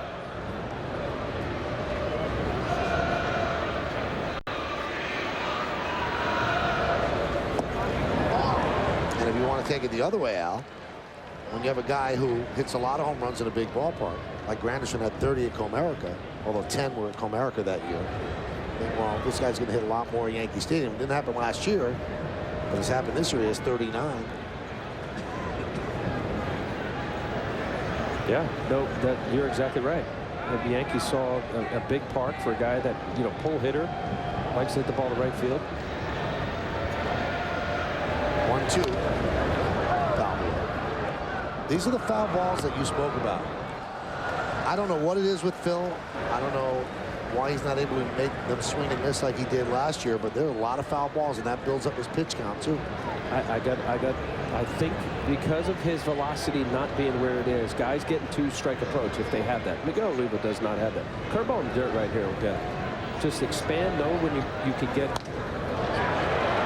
Punts out to right field. It's a base hit. I got to give kudos to Oliva right there. That was a great two-strike approach. Here's a guy that strikes out a lot, has a big swing, doesn't really change much of his swing. This is a cutter down and away. You can see him just poking at it. That is a great approach right here. Watch this right here, this little cut fastball.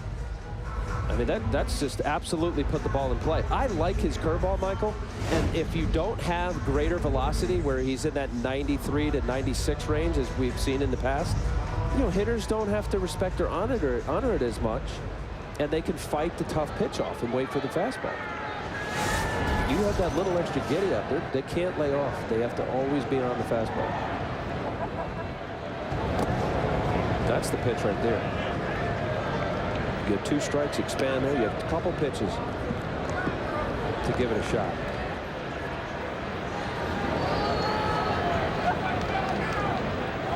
Trayvon Robinson with a 1-0 count.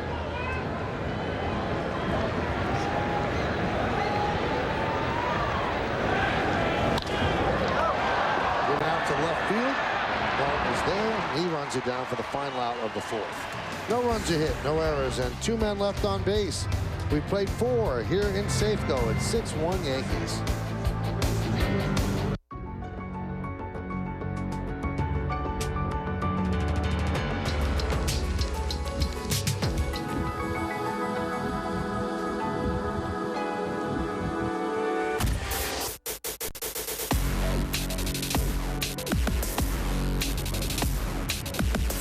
Out there.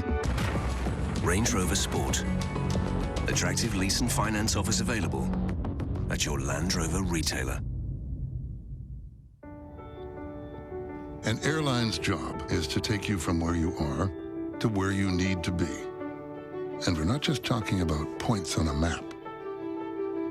With a more intuitive Delta website and mobile app and the most Wi-Fi equipped planes, we let you be everywhere at once.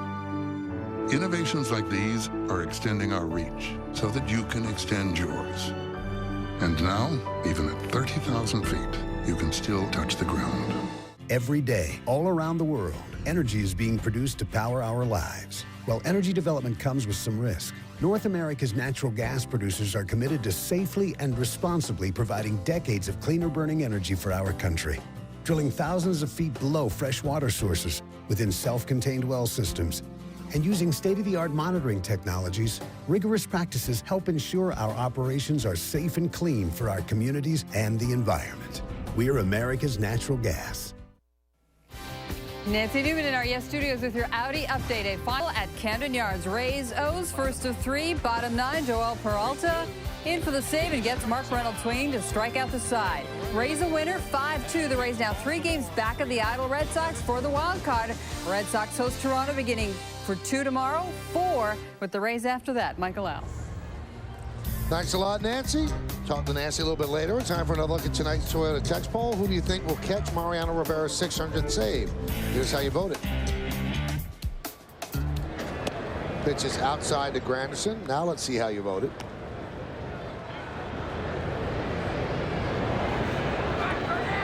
%, say Russell Martin. 39%, Austin Romine. I was saying with Romine tonight, but now, hey, look, it's not a safe situation. Game stays the way it is.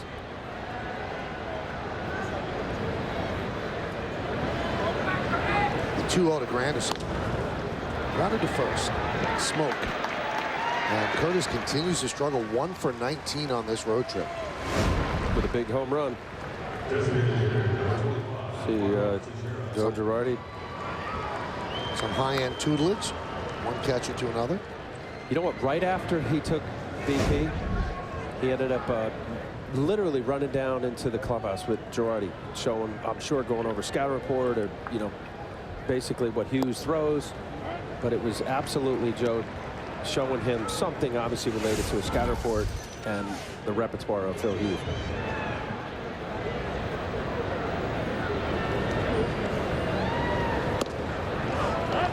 Here's a guy who started the Yankees' 5-run 4th inning with a booming home run, Mark Teixeira.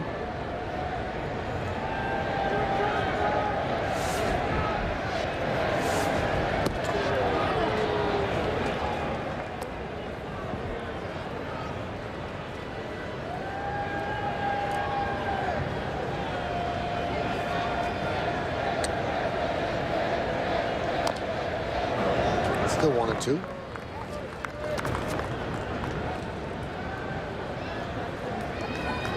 I was talking to Curtis Granderson about that, not necessarily about his slump. He didn't want to talk about a guy not feeling good about himself, but obviously the big home run helped him yesterday in the Yankees. But how it's different, and I was talking to some of the folks with the Mariners, when you have a lineup and a roster of guys that have been there, done that, and certainly the year that Curtis Granderson still is having, even though with the slump. You don't reinvent things all the time. You don't try to blow things up and start over. Where when you have a young club like the Mariners, you're not sure about what they're all about. You don't know really, what can they handle, what's their strength, what's their weakness. Are they making adjustments when pitching staffs pitch guys certain ways? Justin Smoke, pick your guy, Carp, Robinson, whoever. And just listen to Granderson, that was exactly his thing. Yes, are these guys tired? Yes. Does it alter his swing a little bit? I believe it does. They battle through it. And there isn't a, blow it up, reinvent it. He's in a good space. And it's just a matter of keep fighting and working your way through it. Hopefully you get through that little fatigue thing that happens for every Major League player of playing a long season. So in short, he's fine. I mean, of course, he wants to square him up more often. Well, the only thing that's tough for Granderson is he's definitely in the conversation for the MVP. And the more his average continues to drop, he's going to be losing votes. Right now, he's right around 263, I think. He drops into the 250s. Everybody says, well, Roger Maris won. In '61, he won the MVP with an average in the 260s. Yeah, he hit a record-breaking 61 home runs. So you have to do something extraordinary. And although Curtis has had a great season, this little nosedive, unless he comes out of it and really finishes strong over the next 16 games, he's going to end up losing the award because of it. Yeah, I think you're right. I mean, if the average dips too low, you look at Adrian Gonzalez of the Red Sox, 339, leading the league in that respective category, second in RBIs behind Granderson.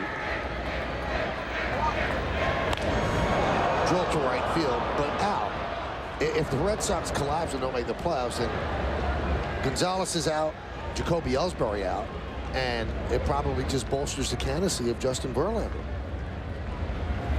Well, the tutorial's now over as Romine heads back to the bench. Oh.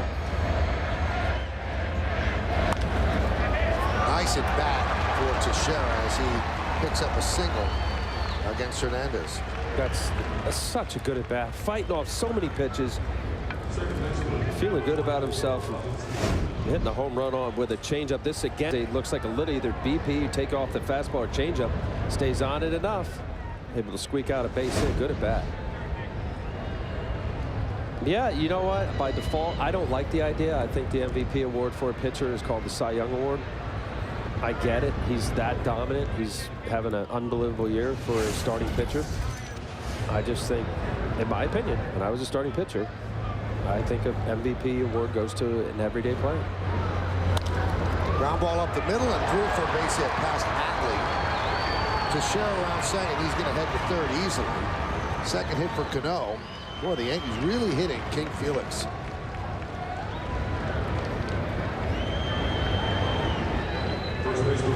Good hitting, too. We saw Teixeira with the changeup.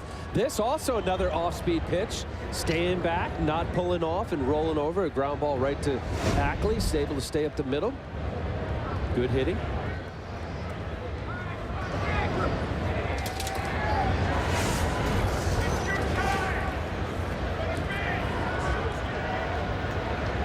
Who's Nick Swisher?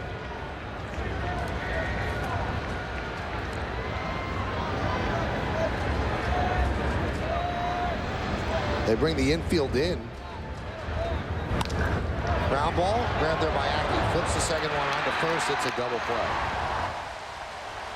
Very odd they bring the infield in with one out. And the double play in order. We're halfway through. Yankees lead 6-1.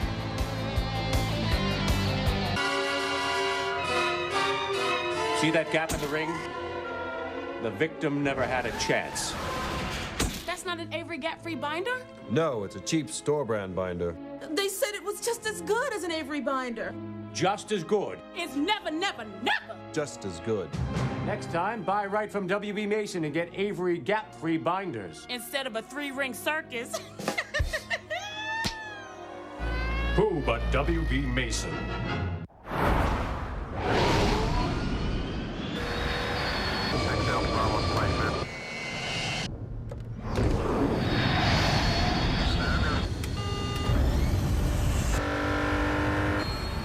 With up to 32 miles per gallon, chances are you'll need refueling before it will. The BMW 5 Series, the ultimate driving machine.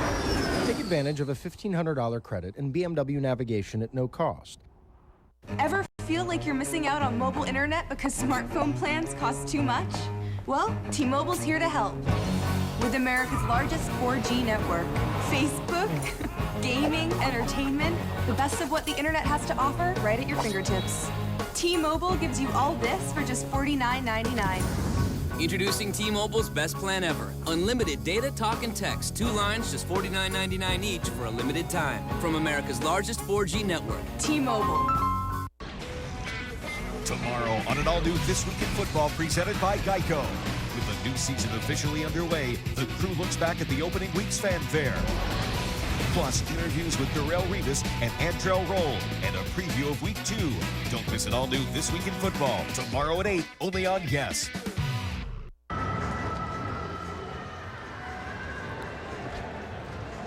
We go to the bottom of the 5th inning. Yankees are leading the Mariners 6-1. Let's take a look at the Delta standings. Keep climbing. The Rays keep climbing.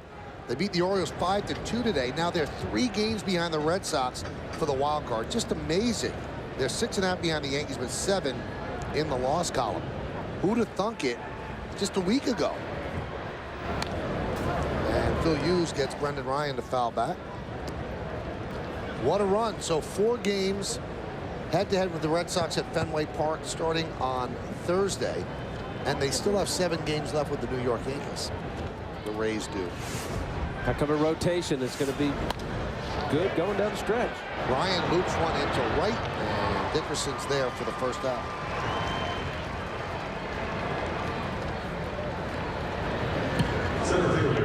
That's why I think that story, Michael, and watching certain teams where, you know, it's easy for everybody, whoever, you know, the so-called experts, to write teams off and say, no, it can't happen. And that team's not going to go in a slump, and they'll make it, and everybody's lining up.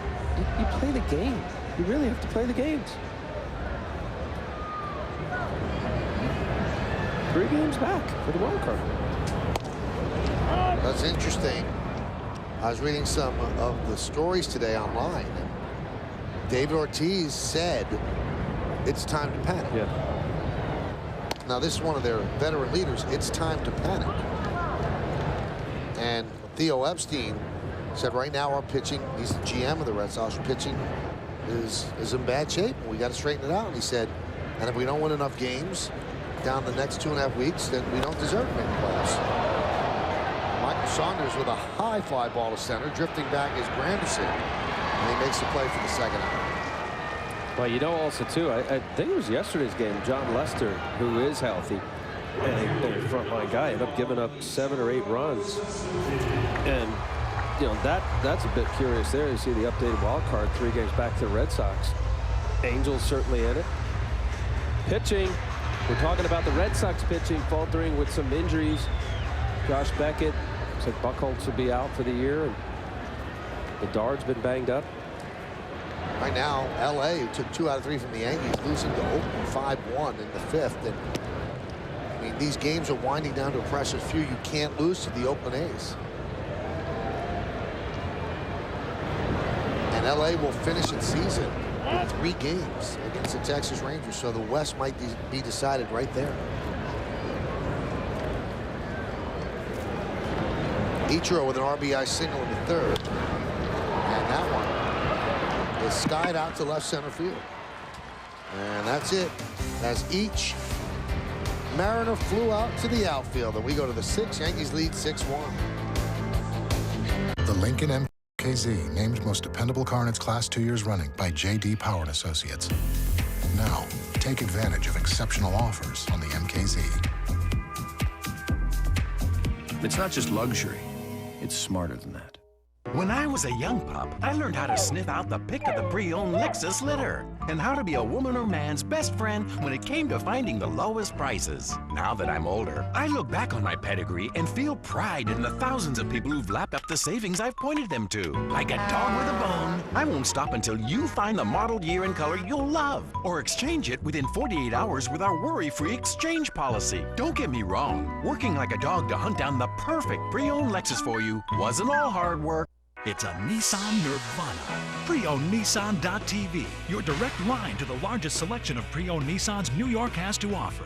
With one of the largest selections of pre-owned Nissans on the net, this is the one website anyone serious about paying less must visit. At pre-owned Nissan.tv, you can shop without worry, because every pre-owned Nissan from pre-owned Nissan.tv comes with a 48-hour love it or exchange it policy. Pre-owned Nissan.tv is heaven on the net for anyone looking for a pre-owned Nissan for less. How much are you really spending for your vehicle? Not just your loan payment, your parking, your insurance, repairs, and what about gas? At Big Bucks Auto, we have the cash to buy your car, truck, or motorcycle so you could put that money into better use. Get out of debt, pay off your college tuition, go on a vacation. You could do anything with the money you save. Don't sell or trade your car, truck, or motorcycle until you call Big Bucks Auto at 888-44-BUCKS, 888-44-BUCKS. Tomorrow night, don't miss an all-new This Week in Football as the Yes Network crew breaks down the first week of action, including interviews with Jets cornerback Darrelle Revis and Giants safety Antrell Roll. It's a new This Week in Football presented by Geico tomorrow at 8, right before Yankees batting practice today, only on Yes. Antrell Roll with a huge personal foul in yesterday's game, where the Giants still had a chance to win that game, which they lost to Washington. Chavez pops it up to Seager for the first out here in the 6th. 6-1 Yankees lead.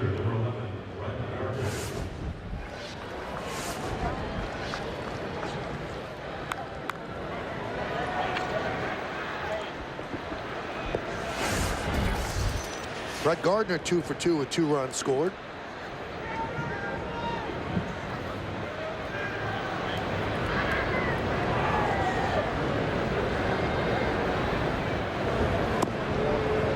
Pitch inside.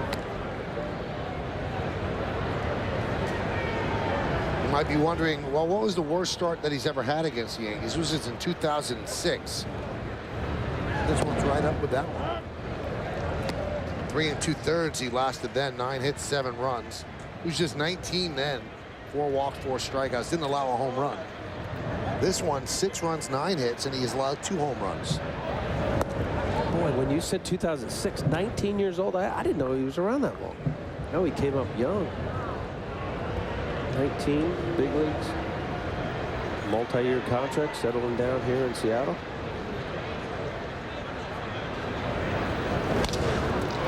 Lined right at Ackley for the second out.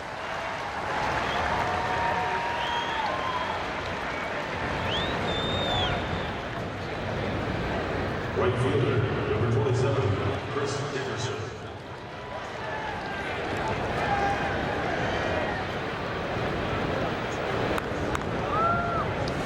There's Chris Dickerson, a big 2-run home run in the 4th inning.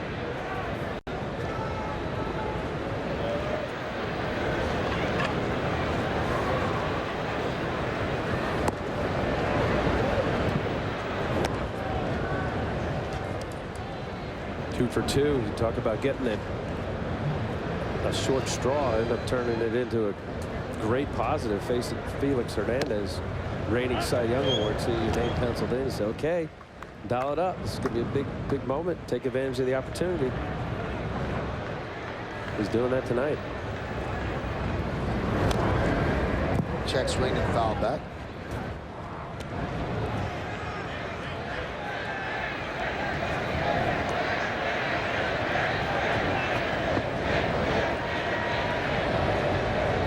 Said I couldn't believe it.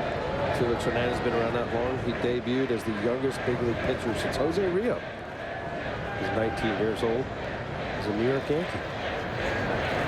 And the Yankees rushed Jose Rio up to the big leagues because they wanted their version of Dwight Gooden. And Rio was a highly touted youngster in the Yankee system, wasn't quite ready, and they did rush him up because the Mets across the river were featuring this phenom named Dwight Gooden. The 2-2, swing and a miss. Nice strong comeback inning for Felix Hernandez. We go to the bottom of the 6th inning. Yankees lead this one 6-1, and you are watching Yes.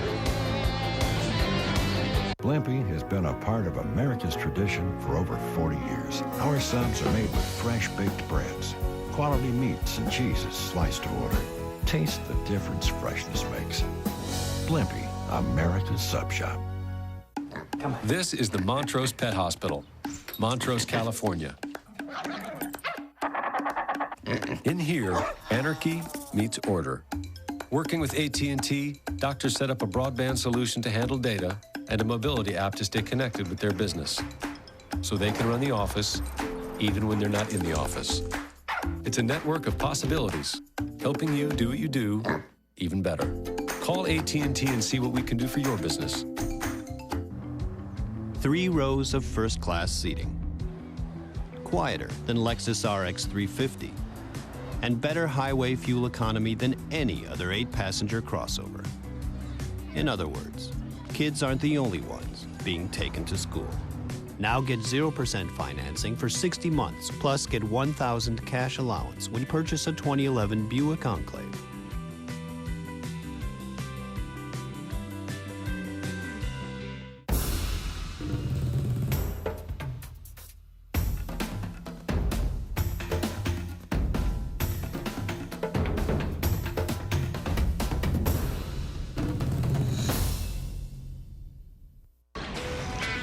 Tomorrow on an all-new This Week in Football presented by Geico. With the new season officially underway, the crew looks back at the opening week's fanfare. Plus, interviews with Darrelle Revis and Andrell Roll, and a preview of Week 2. Don't miss an all-new This Week in Football, tomorrow at 8, only on Yes. September 11, 2001 was a day New Yorkers will never forget, the time when our city showed its strength and resilience. Tomorrow, the Yes Network examines the role that New York sports played in the city's recovery, featuring interviews with Derek Jeter, Mariano Rivera, Paul O'Neill, and Rudolph Giuliani. 9/11 Remember, tomorrow at 6:30, right here on Yes. We go to Kyle Seager against Phil Hughes. That one is driven deep to right center field. That's going to be trouble. It's in the gap, and it bounces into the seats for a double. So Seager with an inning opening double. Getting a first pitch fastball. Nice approach, good swing. Kyle Seager, 8th double on the year, driving that ball right center field. Getting ahead. This is scenario. See the ground rule double there over this right center field wall. And you're the opposing team, and you've got a pitcher on the mound throwing strikes, establishing himself on the evening as Phil Hughes has done. You look for something early in the count and give it a rip. Pitch to Dustin Ackley is a strike. Ackley has struck out twice against Hughes.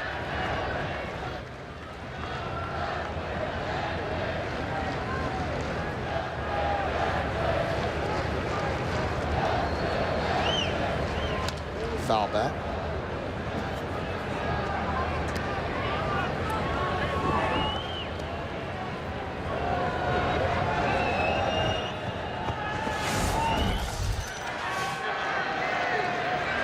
Ackley's numbers as a rookie, 288. But he has 1 for his last 15. Sometimes with kids playing in their first big league season, this is a month that they don't play. Because most minor leagues, unless you go into the playoffs, end the first week in September. So the body is not used to this, and you start to run into a little bit of a wall. Well, it's his 80th game on the year. Chop to second base. Cano does not make the play. And Robbie throws his hands up in amazement that Ackley was able to beat that out. That's Cano's play. That's his specialty. Well, he comes up. It's such a strong throw. Let's see now with Swisher at first. Ooh, can't tell. Very close. Trying to get that little extra step. If Swisher could get a little closer to the glove. Ooh, you know. Is it the tie that goes a runner? It's the old wives' tale. Bang, bang. But I think umpires contend that there's no such thing as a tie. It's never a tie. Tim Timmons, the first base ump. Here's Mike Carp. Line drive right at Jeter. Fires the first. And Swisher has to come off the bag to receive the throw. Good job by Swisher, Mike. It didn't look like Ackley was off the bag too much. Hard smash to Derek Jeter. Covering off the bag, making sure you keep that the ball in front of you. Potential run there, having Kyle Seager easily trot home.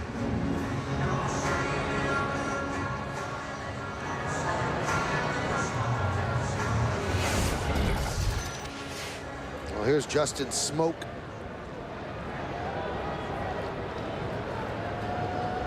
We're in the bottom of the 6th. Yankees lead 6-1. 9 hits against Felix Hernandez. Foul back. You talk about a tough year for Justin Smoke. He ended up having a thumb injury, put on the DL, comes back. There you see Corey Wade warming up. A ground ball to him hits him in the face. Ends up breaking his nose area. Going back on the DL. Lost his father early in the year.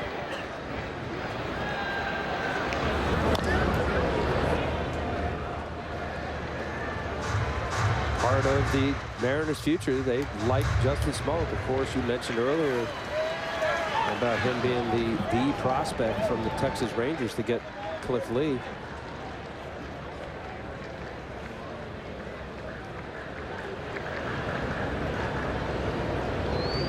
Big power guy, switch hitter.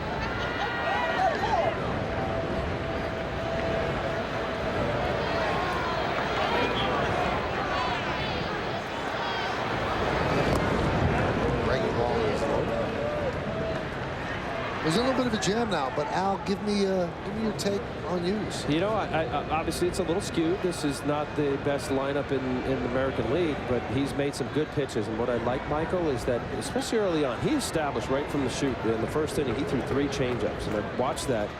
Figured he wants to get that 3rd pitch out. And I think he's showing good curveball. Velocity's dropping a little bit. Here we are up to the 90th pitch. He's maintained at 92 to 94.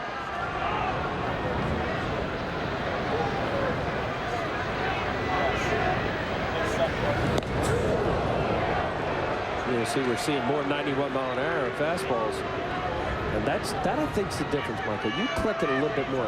We see plenty of pitchers throwing the upper 80s, low 90s, sneak it up on guys, get bad hacks that they just don't pick up the ball. I think for Phil, he's a guy that when he's right and he's in that 93, 94 mark, maybe touch 95, I mean, that's the separation. We saw a couple curveballs that he's throwing 20-mile-an-hour difference.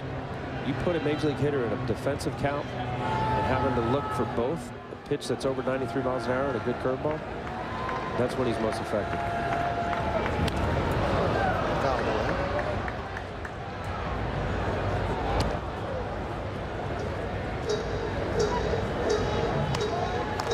And it's a little, you know, it's a little bit curious, you know, why, you know, he's a young, strong pitcher, Phil Hughes, and how the velocity dropped.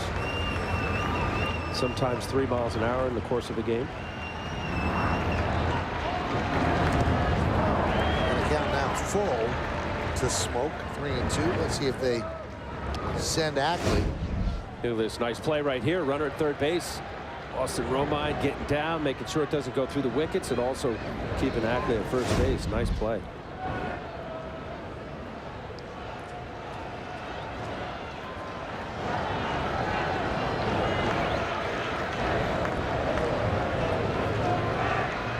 Runner goes, and that's ball 4.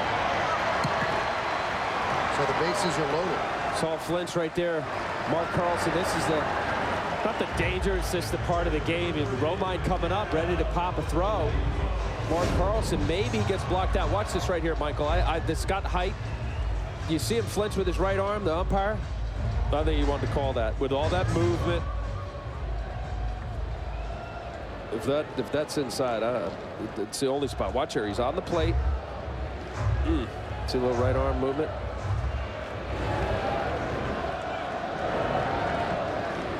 Watch, he's sitting here. If he doesn't pop up, he gets a better view. See the little right arm behind his leg? Mark Carlson wanted to ring him.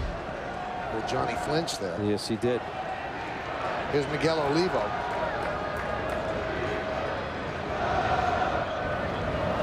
Swing and miss.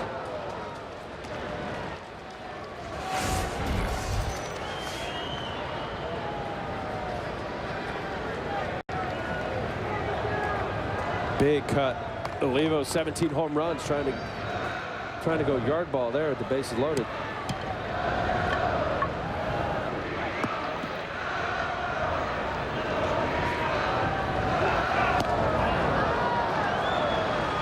Jack that one up to 93 miles an hour, and Romine's going to talk with him. Well, hopefully that wasn't a cross-up. You don't want any crossing up here with the bases loaded. He found a little bit extra. That's significant. You said what? 91 to 93. It is. It's got a little extra hop, a little extra life.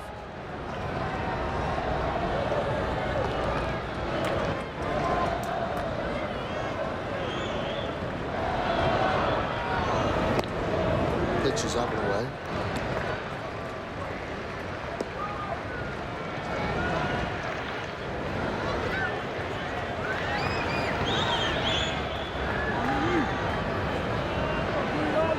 He's going to throw that curveball. Don't worry about thinking, if it bounces and kicks away, potential run. Throw it down. You have the catcher or block it. Popped up behind the plate. Romine gives it a look, but it's in the seats. That's the danger of it. Look, you throw a high fastball, it's easier for a hitter, especially if we saw Olivo in his 2-strike approach last at bat, poked the ball at right field for base hit. You get ground balls down here. Up here, this is easy for a guy to hit a ball to the outfield. Just beat him. That ball's a ball high out of the zone. That's what you get, a pop-up foul ball or pop-up straight up.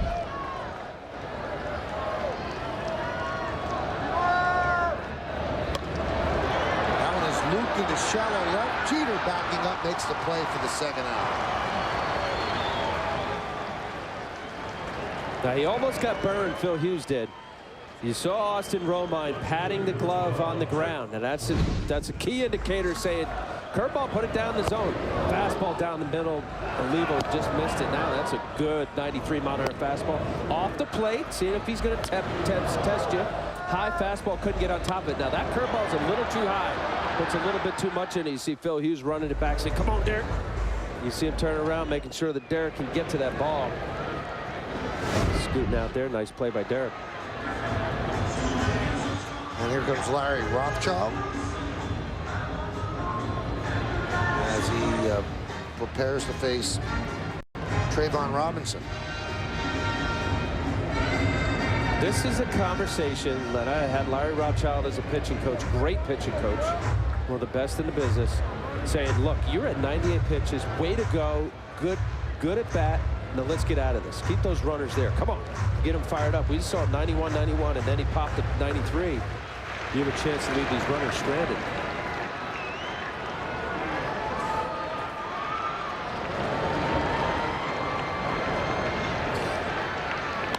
Robinson cracks one deep to center field. Backing up is Granderson, and he makes the play. So Robinson hit the ball hard, but Granderson ran it down to strand 3. No runs, 2 hits, no errors, and 3 men left on base. Granderson got a good jump. He hauled it in, and Phil Hughes likes what he sees as we go to the 7th. Yankee fans, experience the thrill of college football at Yankee Stadium. On November 12th, come out to see the Rutgers Scarlet Knights take on the Black Knights of Army. And on December 30th, be part of the College Bowl season when the Big East tackles the Big 12 in the 2nd annual New Era Pinstripe Bowl. Ticket packages for the 2-game series are now on sale at Yankees.com. And is going to lead off. He's still looking for his first big league hit. First big league appearance was yesterday, and what an emotional day, Al. You know what? We watched this. This was after the game. Big win for the Yankees. How about this? He's standing there. His brother, Andrew, was also call-up. Kevin Romine, who I faced, this is his dad up there in that top corner. There's his father crying. I don't know how you felt. I started getting choked up. I did too. I looked at you and we both had red eyes. I mean, it was just a really beautiful moment.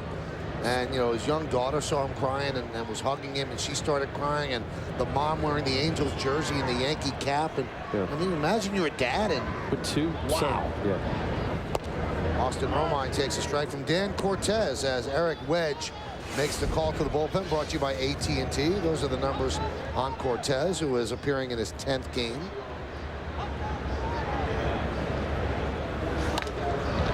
And Romine skies one the other way and out of play.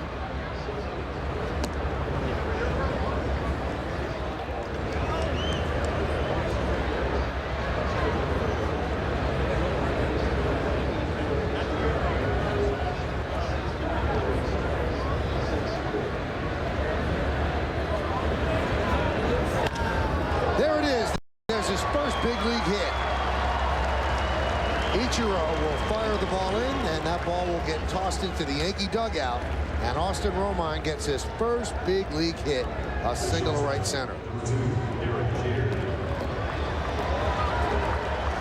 And that ball is probably going to end up on Kevin Romine's mantle, don't you think? You know what? I'm glad. I'm saying, how many times we see the first hit, they roll it in, they do the guy gets the ball, fakes like he's going to throw it in the stands. Right. Kevin Long just throwing it right to Gene Monahan, who got nice penmanship, right? All the information on the ball. You always have a guy on the team, usually the trainer, that does it.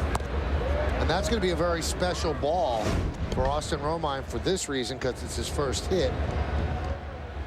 Nice. Nice ride. And also because the guy's going to mark it up. That might be the last ball he ever marks up. Gene Monahan's in his final year as Yankee trainer. And he's been doing it for 39 years. And this might be the last one he ever marks up. Do we have anybody else on the roster here for big league play? Nope.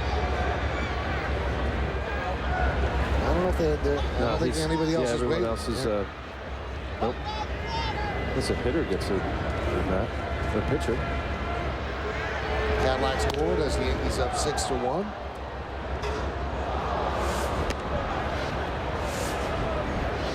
I'm trying to think. Gino, I remember. You know what? He might mark up Mariano's 600 Yes, save. yes, he does that. Yeah, but this will be the last first hit he'll mark up. How about that? Fine. Sometimes what they do with the ball is they'll get a ball and they'll hand it to the kid when he comes back in the clubhouse later, and it'll be misspelled. They'll misspell Austin, or they'll misspell Romine, and the kid will be crestfallen. You know, this is the first big league ball, and it's all the stuff is misspelled, and then they give him the real one. Gene is a stickler for detail, so he's not going to misspell it.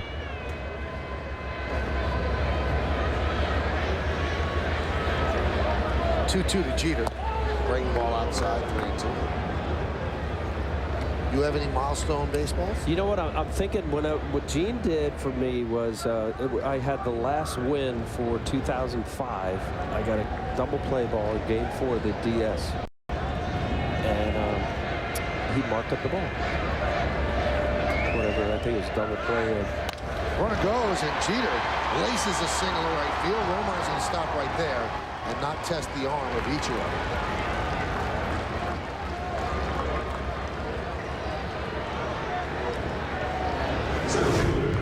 You see Derek Jeter staying on that ball away, driving it right center field. Watch Austin Romine taking off.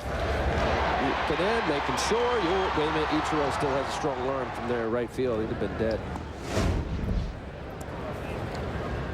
They didn't give you your first strikeout. I know that you struck out your first 6 batters, right? Yeah. First 6 outs. Yep.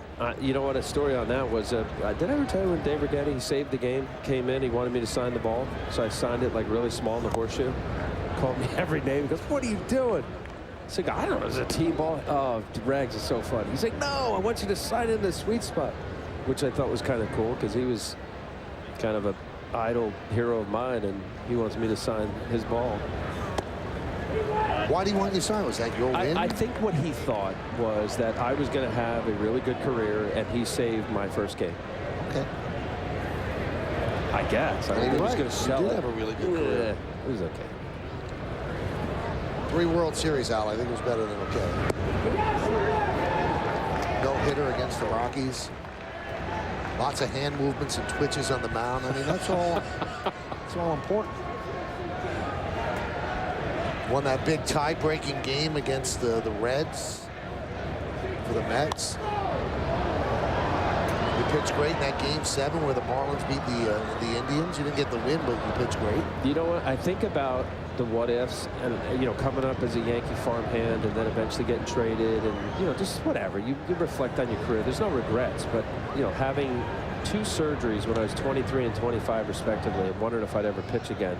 Nah, I'm proud of what I was able to accomplish, sure. Here's a 1-2 to Granderson, which is high from Cortez. But I know Kim Jones, when she was on, she was talking about, you know, how Mariano was just so stoic and flat in the sense of his emotion. And, you know, same thing with Derek Jeter. Hot shot up the middle, a base hit for Granderson. Romine rounds third, they're going to hold him right there as Saunders comes up throwing.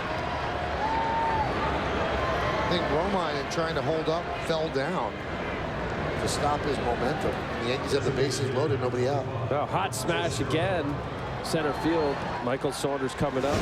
Not the best throw, but Austin Romine, not the best runner either. Smash up the middle. Keep that ball down, miss his location. Cortez did. Nobody out. You play conservative. Rob Thompson, the third base coach. Keep the pressure on the opposing pitcher. A little slip.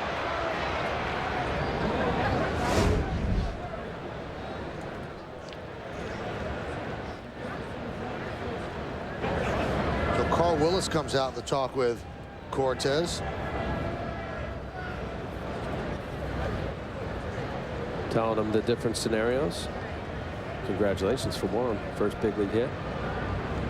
Nobody out. Fly ball. How deep it goes. Where you're going to tag up. Who you're going to tag up on. Make sure line drives go through the infield. See where the infield is playing. Looks like they're going to play in. So you got to make sure it gets past them. Here's Teixeira. He is 2 for 3. Pitch inside.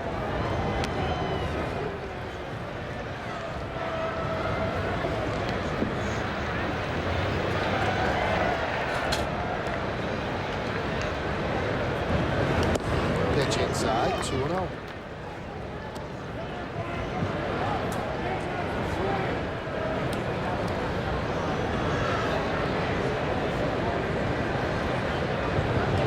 Cesar Jimenez warming.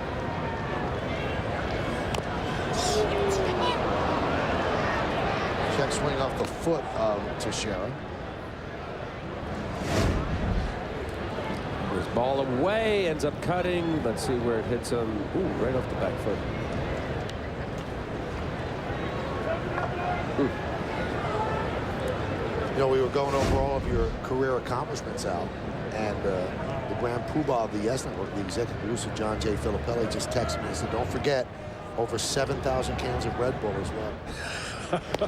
7,000. I'm thinking about 8 or 9. Thanks, Flip. Great numbers with the bases loaded for Teixeira. 3-2. That is, I have a pitch to drive over the fence, and I'm going to swing real hard. Well, Well, it's just high enough. That ball's down a couple inches.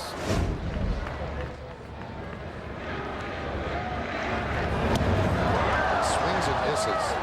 96 miles an hour. He might have swung at ball 4. He definitely swung at ball 4. Ball jacked up. Got a home run. 2 for 3. Couldn't lay off. Tell you what, Eddie Cortez on the mound for the Mariners. I know he's in a heap of trouble here throwing a lot of fastballs. 96 miles an hour.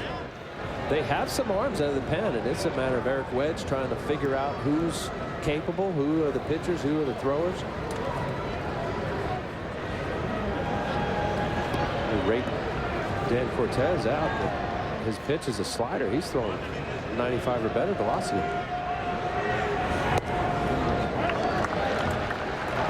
There's a strike.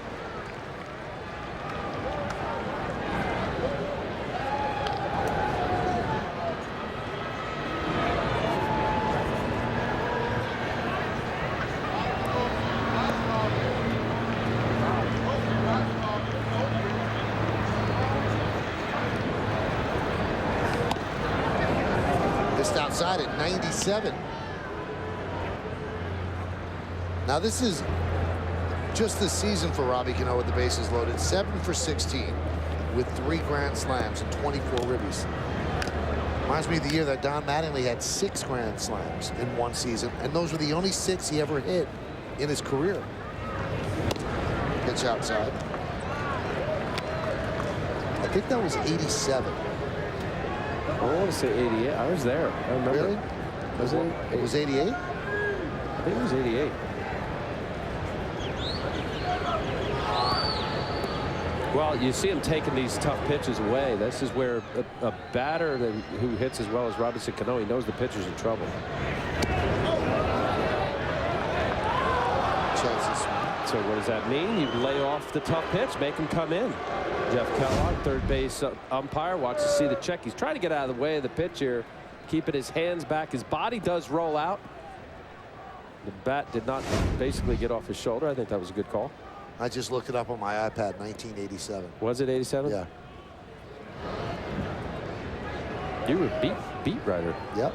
I was tired. Here's the 3-1. Foul away. Now you thought you were there? I was there. Oh, so you there in 87? Yeah. So why'd you think it was 88? Because I know I was there.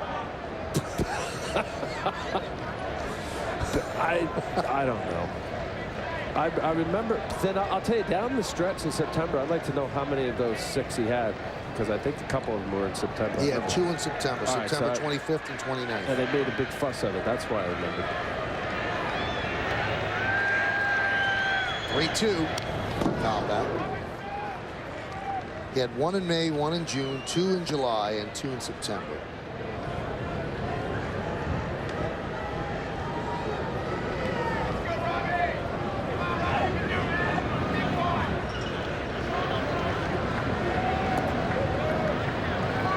And the last one he hit was against Bruce Hurst. At the stadium. Yep. Pat Kelly, Ricky Henderson, and Willie Randolph were on base. No, it couldn't be Pat Kelly. Exactly. I know Pat Kelly wasn't there. Well, it was a Kelly. I don't know who it was. Roberto Kelly. Roberto Kelly. Thank you. Yeah. Roberto Kelly, Ricky Henderson, and Willie Randolph. Roberto Kelly got traded for Paul O'Neill. And at the time, everybody thought, ooh, Roberto Kelly, up-and-coming star. Reds got the better of that deal. One of the best deals the Yankees ever made. Got us a broadcaster. And also got the team about 4 world championships. Helped. The Warrior. Bases loaded, 3-2 count. Cano hanging in there. If you're Cortez, you might want to get a little jumpy. The more pitches that Cano sees, the better he's timing you. I don't see Cortez. I could be wrong, but this guy, just from watching him, he looks like he's just saying, here it is, hit it. I'm coming at you, and he's throwing 96 miles an hour. This will be the 9th pitch of the at-bat.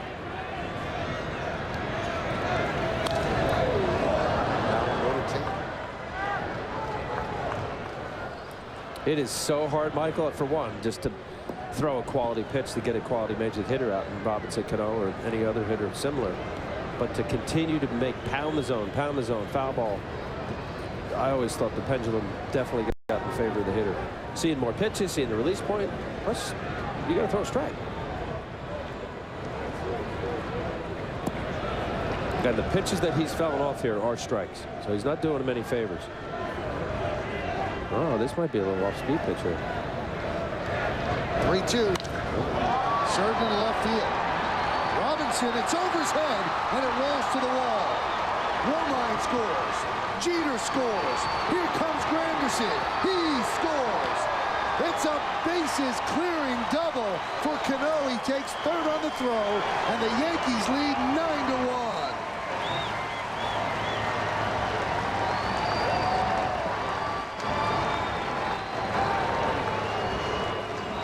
Austin Romine getting congratulations as he scores his first run after his first hit. Granderson scored plenty, so he doesn't get that many high fives, and here's how they all scored. What an at bat. Look at this pitch. It's down and away, running away. 96 miles an hour, drives it. I think Trayvon Robinson made a bad route there. He's center fielder playing left tonight. That was not a good route. Maybe not. He makes it. This throw right here from Brendan Ryan allowed Robinson Cano to score. Wow, clearing the bases down. We saw the tail end there. He kind of took a circuitous route. Watch here, they're busted. You see Robbie Thompson way down the line, seeing where it is. Granderson, good speed, hustle it up. See, Cano did not bother to stop as soon as that ball went through. 42nd double for Cano this year, 27 RBIs while hitting with the bases loaded. And Eric Wedge is going to go to the bullpen as the Yankees lead 9-1. It's been all Yankees, first game of the 3-game set. Okay, folks, here we go. Ready, camera one. Roll open, lights up, and cue Neil. Fox Business is on top of corruption, on top of overregulation, and on your side. This is Fox Business, working tirelessly behind the scenes, digging deeper and delivering real information, experience that matters, knowledge that's unmatched, people you can trust. This is the fastest growing business network in the world. This is Fox Business. You know, I spent a lot of time in that hospital. I was there for 5 months. I spent time on the 4th floor and most of my time recovering on the 8th floor. This young woman, Anna, was the acting head nurse for the rehab facility. And Anna was responsible for changing my dressings and watching my wound care. And one day, Jenny, who was Anna's aide, came in and I said, boy, that girl Anna works a lot. I said, she was here 6 days this week. And she said, Anna wasn't working today. She came in to make sure your dressings were changed properly because she cares about you. She cares about your well-being and your attitude. And that moment, me and Anna had a great moment. And I told her she didn't have to do that, but she wanted to. That's how dedicated she was. That's how much she cared about her patients.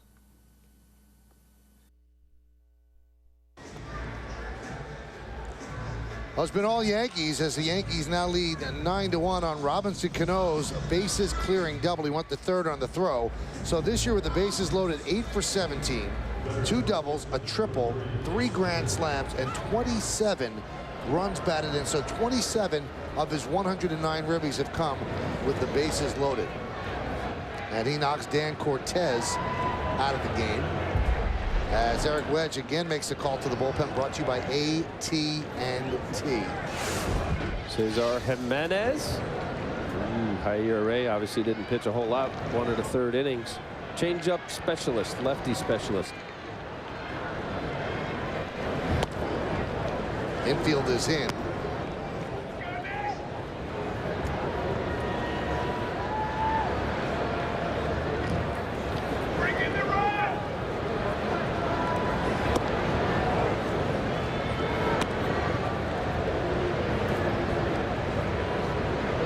Nick Swisher 1 for 3 tonight.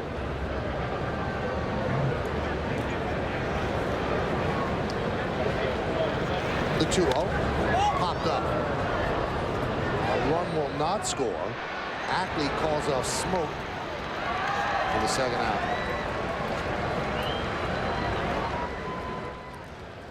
Scott Proctor up for the Yankees. Good to see Scott Proctor back in a Yankee uniform. Been around a bit. Dodgers, and Marlins, and health issues, trying to get his arm back.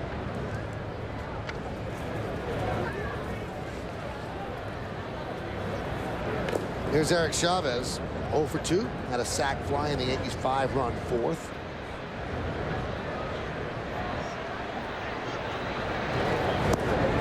Angels trying to play catch up. It's now 5-2 in the 7th inning against Oakland. Oakland leads, but the Angels have 2 runners on in the 7th. And now that inning is over, and it's 5-2 going to the bottom of the 7th.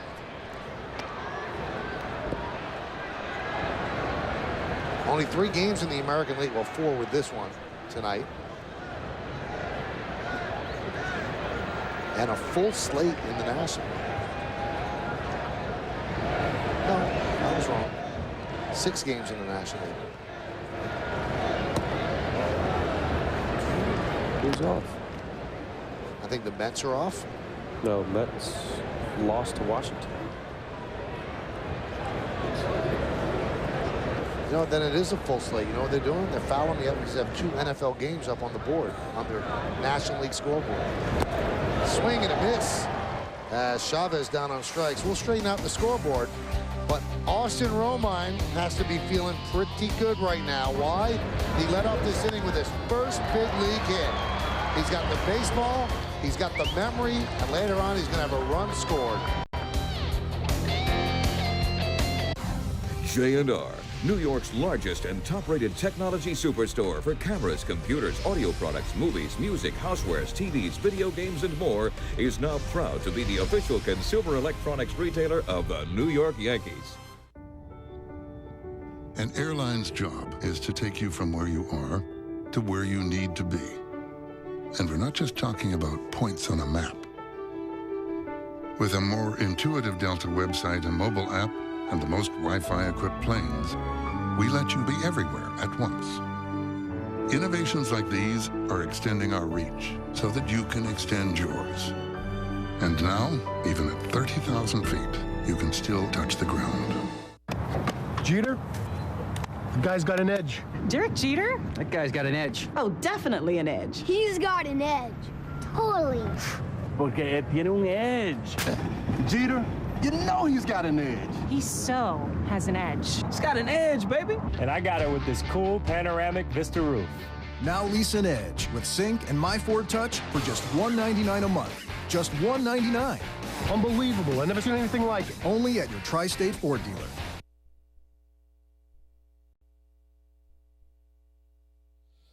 Nancy Newman with your Tri-State Ford update. Let's take a look at the Angels and the A's. Bottom 1-2 on Josh Willingham. The pitch from Joel Pinheiro is sent to left center. Gone. 3-run home run. Angels needing wins down the stretch. They're trailing. They're 2.5 back of Texas in the AL West. 5 back of the Red Sox for the wild card. We're keeping watch. Michael, out.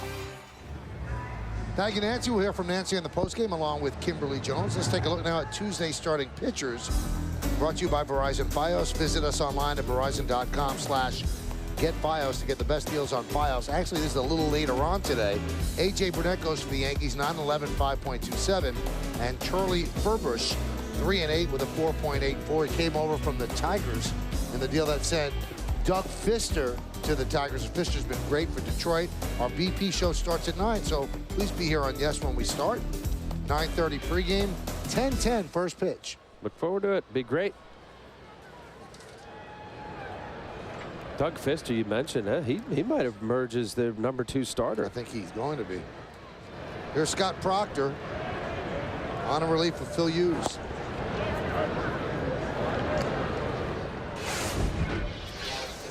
Proctor with the Braves and the Yankees.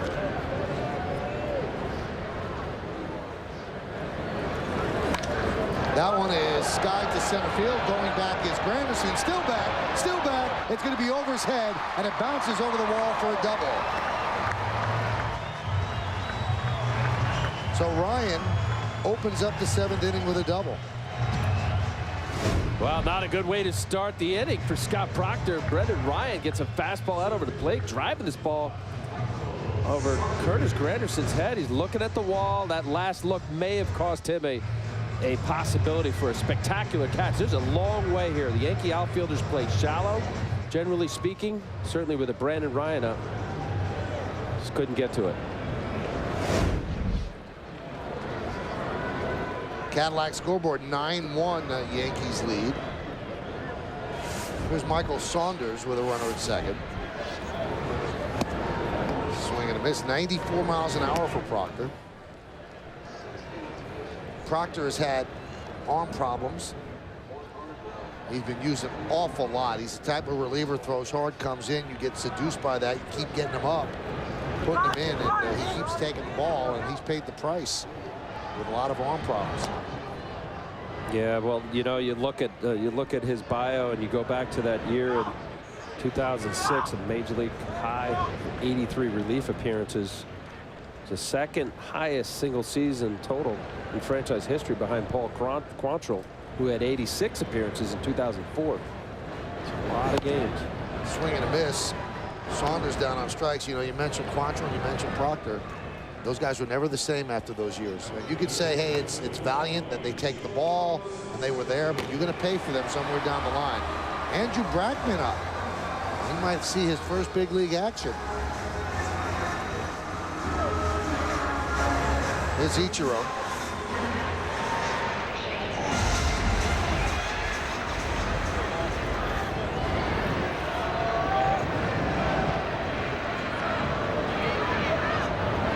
Ichiro with an RBI signal in the 30s, driven in the only Mariner run. Mariners have just had a dreadful year, 61 and 85. But they don't play that poorly here at Safeco. They're 36 and 39 in Seattle. They had their problems on the road, 25 and 46. And it kind of all spiraled out of control. As of the All-Star break, they were in contention. July 5th, Michael, they were 43 and 43. After that, they went on a 17-game losing streak. They saw themselves go from 43 and 43 to 43 and 60. They were 2.5 games back. And Eric Wedge, who was growing a lucky mustache, big, bushy, Fu Manchu type thing, almost like what Gossage used to have. Mariners were actually in New York to try to break their streak of losses, and he finally shaved off the mustache. And they had made T-shirts here in Seattle, Fear the Stash, and those, I guess, are now collector's items. The 2-1.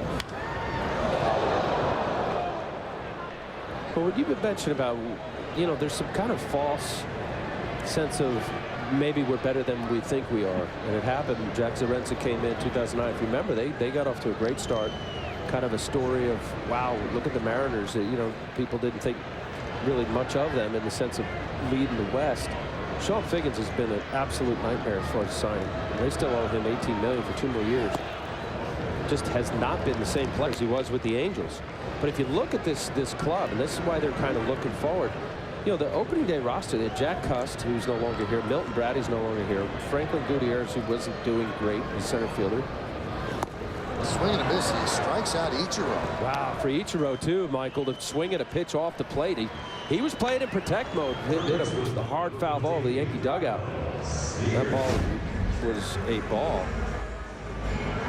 Too close to get, but enough velocity. Adam Kennedy, 230 batting average. He's still here.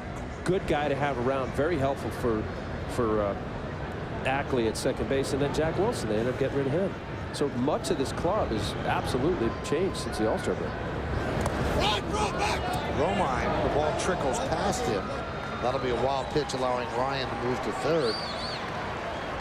Well, what happened that first year that Zaremski took over, and you'll see this ball in the dirt, valiant effort there by Romine, is that they got it all done with defensive players. They decided to go the defensive metric way, and Gutierrez was great in center field.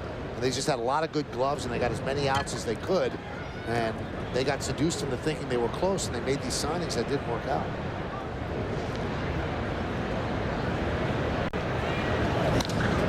That one is Scott died in the left field. Backing up is Gardner, and he makes the play. Talking about defensive metrics, there's one of the best outfielders in baseball, and he got a great jump to run it down and save a run. Beautiful play by Gardner. No runs, a hit, one man left. We go to the 8th.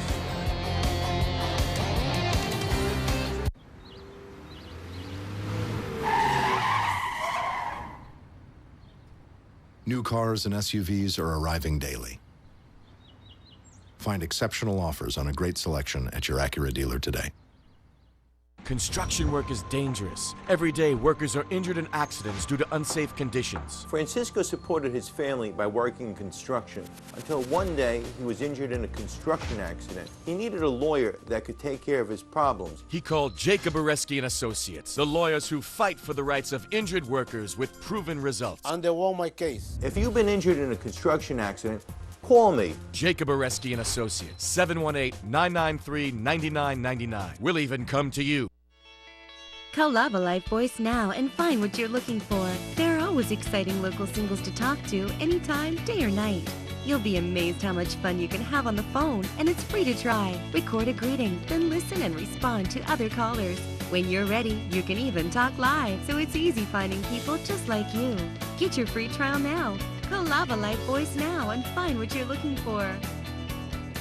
Call 212-949-4500. Breaking ball. Hit in the air. To deep left. It is high. It is far. It is gone. With DirecTV, your favorite team is never far away, even if you are. Because no distance is too great between you and your team. With MLB Extra Innings on DirecTV. Every team, every player, no matter where you live. It's the most baseball in HD. A-bomb from A-Rod. Make every game a home game with MLB Extra Innings on DirecTV. Order today. Well, it's time for the game summary brought to you by your local Nissan dealer. 9-13-0 for the Yanks, 1-6-0 for the Mariners. Cano, a 3-run double. Dickerson, a 2-run home run, his first homer with the Yankees. Hughes gave the Yankees 6 innings, 5 hits, 1 run. Walked 3, struck out 3. Austin Romine picked up his first big league hit, leading off the Yankees' 3-run 7th inning. And Brett Gardner leads off, pitch outside. New second baseman Luis Rodriguez takes over for Dustin Ackley.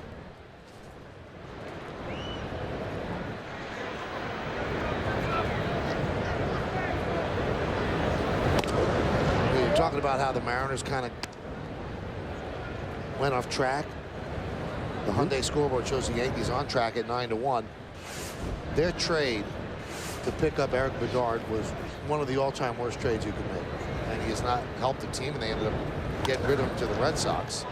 And he was hurt as well, as Rodriguez gets tested right away.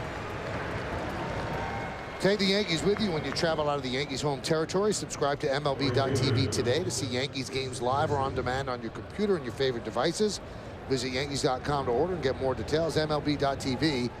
Baseball everywhere. Adam Jones. Yep. Well, Tillman. George Sherrill. George Sherrill, that's right. Chris Tillman. I mean, they gave up. I mean, Adam Jones is a certified star. There's Dickerson against Jimenez. Grounded sharply and knocked down there by Rodriguez. He's going to have an error, I would think. The ball was hit sharply, but he's got to make that play. It is an E4. Well, this is major leagues. Getting over to it. Not getting that ball there.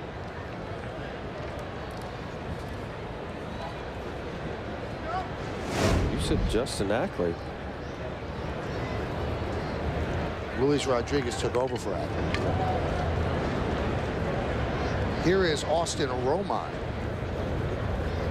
Dylan Betances is warming up, and that would be his first big league appearance. And I know there are a lot of people that just sat up in New Jersey. His family lives in New Jersey, and they will be thrilled if they see Dylan come in. They are in Teaneck. Dylan was born in New York City, and they moved to Jersey.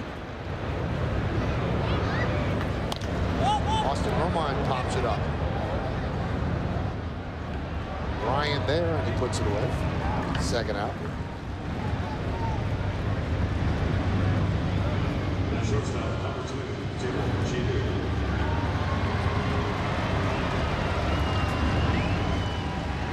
Across the river to the Jersey side. Thank you, Bruce. He's down the shore. Everything's all right. You and your baby on a Saturday night? Listen to him at Giant Stadium. Which no longer exists. Here's Derek Jeter, 1 for 4. And there's a strike from Jimenez.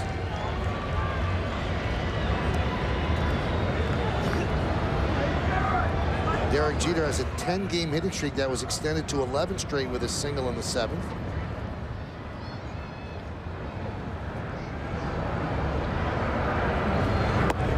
Very quietly just keeps chipping away as he tries to get over 300. He's at 297.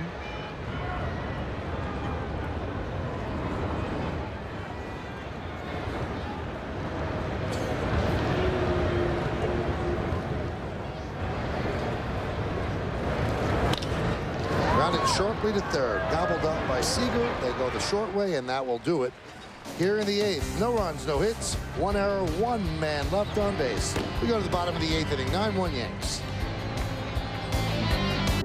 Are you curious about new ideas? Do you want to learn a new language? Or just a new word? Maybe you want to know more about anatomy or astronomy.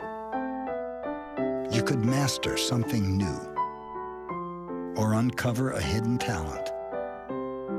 There's never been a better time to learn.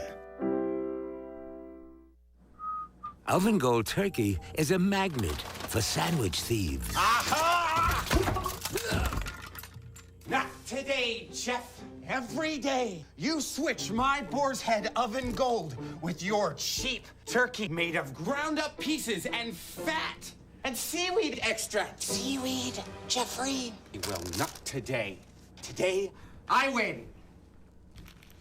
Boar's Head Oven Gold Turkey. Compromise elsewhere. We don't just make a sunroof. We make the heavens wide. We don't just make a crossover. We make a statement. The Cadillac SRX. We don't just make luxury cars. We make Cadillacs. Now lease a 2011 SRX for $399 a month. Visit CadillacTristate.com for this attractive offer. WB Mason's Buy Right program features the office supply brands you want at price you'll love. Like Hewlett-Packard Toner, engineered never to leak, streak, or fail. Remember, nobody beats WB on HP. Well, you can vote along with us for tonight's Chevy Player of the Game. Text your vote to 58772 or vote online at yesnetwork.com. Tonight's candidates, number 1, Robinson Cano. Number 2, Chris Dickerson. Number 3, Phil Hughes. Number 4, Mark Teixeira. Vote now, make your voice heard. Standard text messaging rates apply. Luis Rodriguez will lead off in Dustin Ackley's spot. Hope everything's okay with Ackley. Ackley was a 1-4-3. Hyundai scoreboard show the Yankees up at 9-1.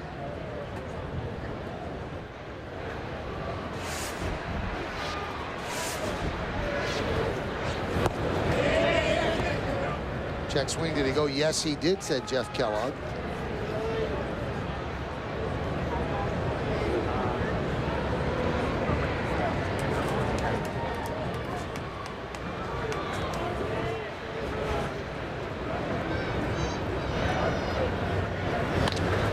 Hot shot up the middle and a base hit.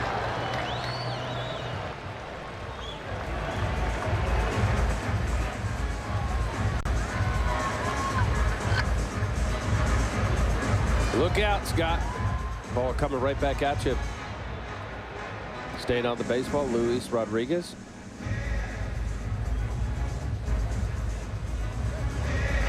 Now they're waving Joe Girardi and Gene Monahan out. I don't know if that got him. It might have got him on the hand. But Monahan and Girardi were at the third base line, and Barton said, I'm okay. It must have just nipped the hand going by.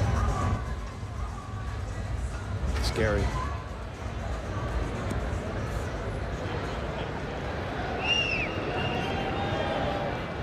The short amount of time that a pitcher has after he releases the ball, hard line drives up the middle. You got hit with a comeback. I got hit a couple times. One in the head, another one in my wrist. I couldn't move my arm for a couple weeks. Carney Lansford out in Oakland when I was first coming up with the Yankees. Wait, was that when Neil Allen came in and pitched the no-hitter? There's a ground ball to short. There's one. And a nice scoop by Swisher. There's two. Wow, look at Nick Swisher over there. Backing up. Good little pick. Smiling, Nick. That's unusual. Good little flip and the firm throw. Look at how casual Robinson Cano makes that. Now he makes a nice pick out of it. And that's the GE Capital partner play. Great partnerships are built on trust. At GE Capital, we prove that every day. Make it short. Derek, textbook right between his legs there. Flips it to Robinson Cano. Nice play by Nick Swisher all the way around. 6, 4, 3 in the dirt. So when you got knocked out by Lansford, Neil Allen came in and didn't give up a hit, right? I believe, but you know what, Michael, we have to look at that. Yes, Neil Allen came in, pitched the rest of the way. I don't know if he didn't give up a hit. Yeah, but Lansford was considered a hit.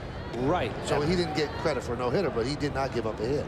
I believe you're right about that. Or I didn't record an out. Nor did he get a complete game shutout because he didn't start the game, even though he got 27 outs. Let's make sure we got that right.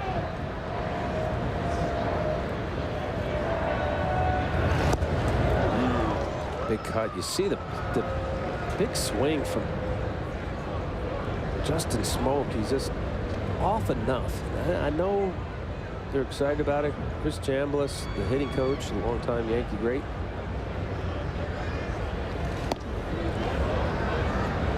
But they're in a position. Now their offense isn't great. We've talked about it tonight. Is that you let this kid keep his mind clear, try not to look at the batting average, and keep working.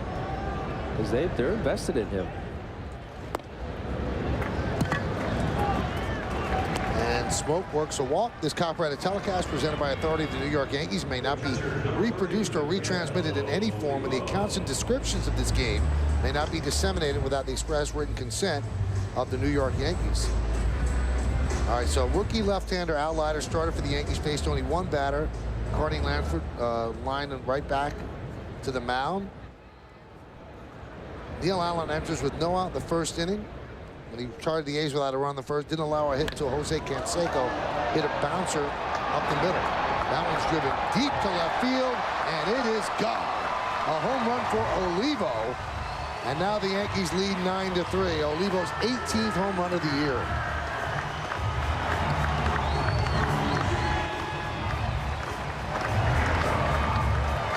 Well, Olivo has a big helicopter swing. He really doesn't give up much, even though he had a nice two-strike approach to Phil Hughes earlier in the game. High fastball. See the big, healthy cut.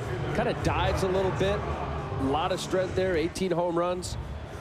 Watch here. Fastball. He's trying to go away. That's that little that two-seam comeback for the right-hander. Coming back over. Don't get that pitch. Ball away from a righty. You either try to cut it or keep a true straight fastball away. You see often A.J. Burnett does that. It's that little comeback pitch that we've also watched Bartolo Colon do so well against a lefty. And the danger of that against a right-hander, especially somebody who's helicopter swinging like Olivo, is that if it's not corner black off the plate, it ends up being outer half. And for a team that's been anemic, he's got the most home runs on the team.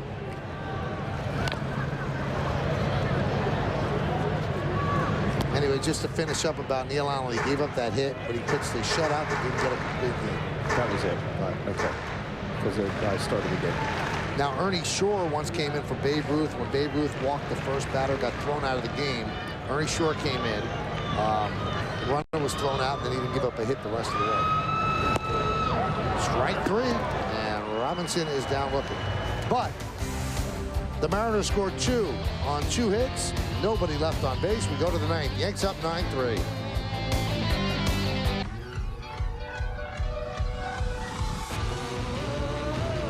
This is the kind of truck that has it all.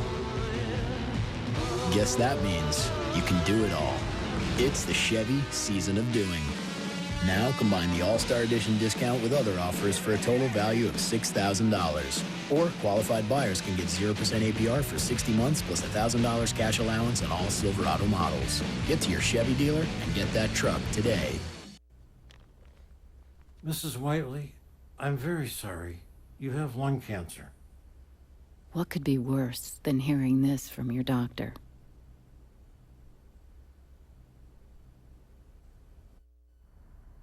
Saying it to your children. Your smoking is not just about you. Quit smoking today.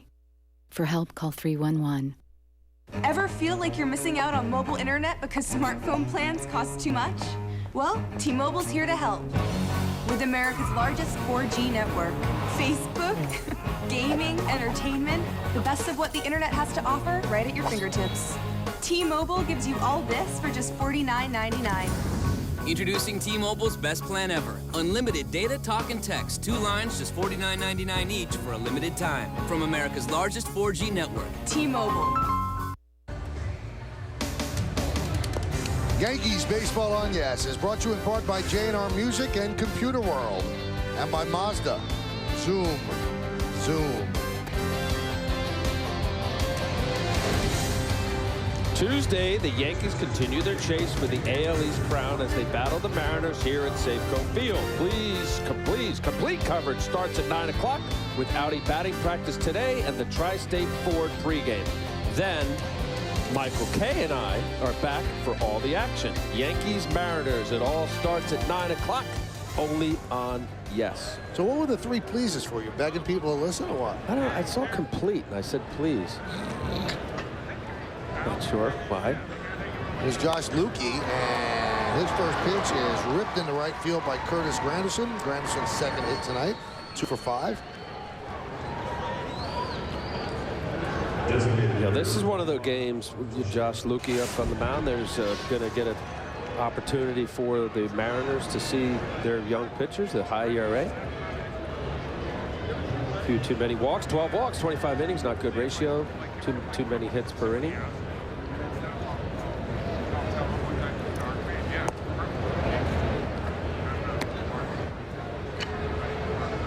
This is an opportunity for some of the struggling Yankee hitters, and we've seen today with Teixeira breaking out and Cano and Granderson.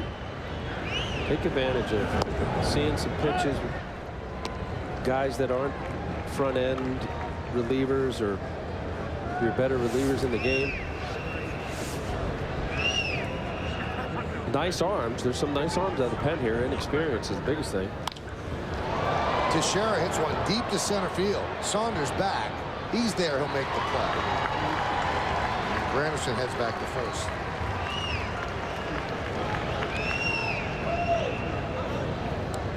Second baseman, number 24, Robinson.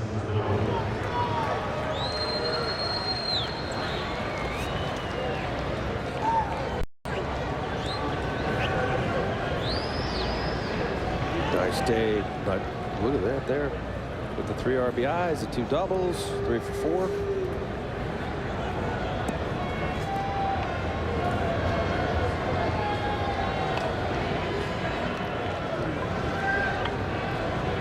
Here is Cano. Here's a strike. Now, a lot of people have brought this up to me, and I think it's legitimate. You look at Cano's numbers, and you know, we talk about Granderson and Gonzalez and Jacoby Ellsbury. You've got to mention Cano when you're talking about the American League MVP. His numbers jump off the page, and also he's an outstanding defender. Not just good, but one of the best.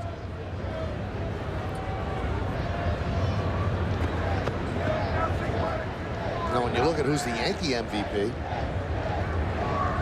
not sure. I mean, could it be Granderson? Could it be Cano? Could it be Sabathia with 19 wins? Yeah, now that's a little different when you're talking about league MVP for Justin Verlander. There's no doubt about it. What Granderson has done this year, and really made the adjustment at the end of last year and continued into this season. And Cano, a special player. The reason why I think Cano may have an edge, and we'll see how this all plays out. Of course, Granderson still a phenomenal year. Is that, you know, he's right in the middle of the order. Bat fifth, bat fourth. Protection for A-Rod, protection for Teixeira. Has stepped in and covered the middle of the lineup. Strike three, Cano down looking. He does not like that call. I'll give you another name you can consider. David Robertson. What an exceptional year he's had. Well, right here, Mark Carlson, he did not like that. You see where Olivo ended up catching the ball. Definitely catches it low, but let's see this side angle. Boy, that's close. I'll tell you, that is real close. From that angle, it looked like it just crossed the knees.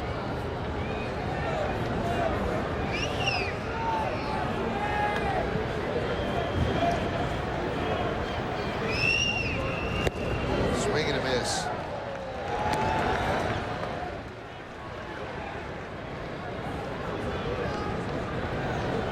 What's the old too close to take?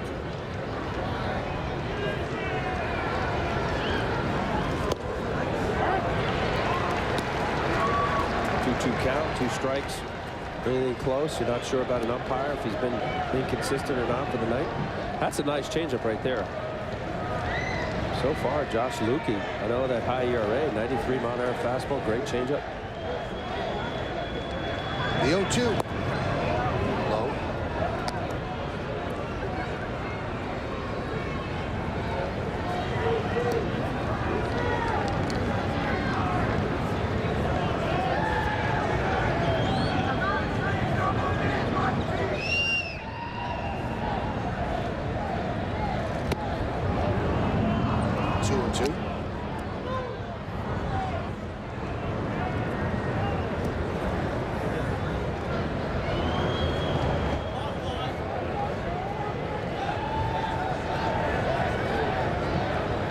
Lukey, the 4th Mariner pitcher, and the 2-2.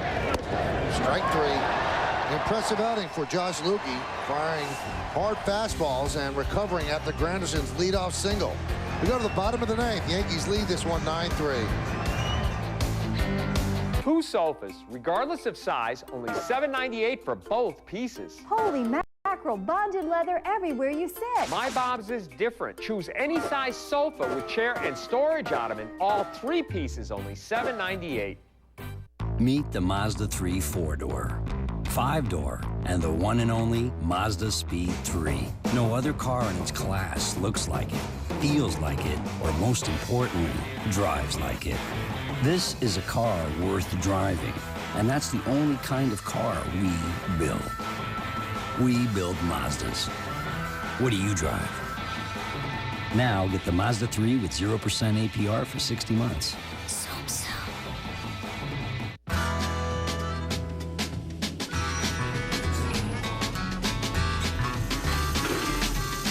You could save a bundle with Geico's multi-policy discount. Geico, saving people money on more than just car insurance.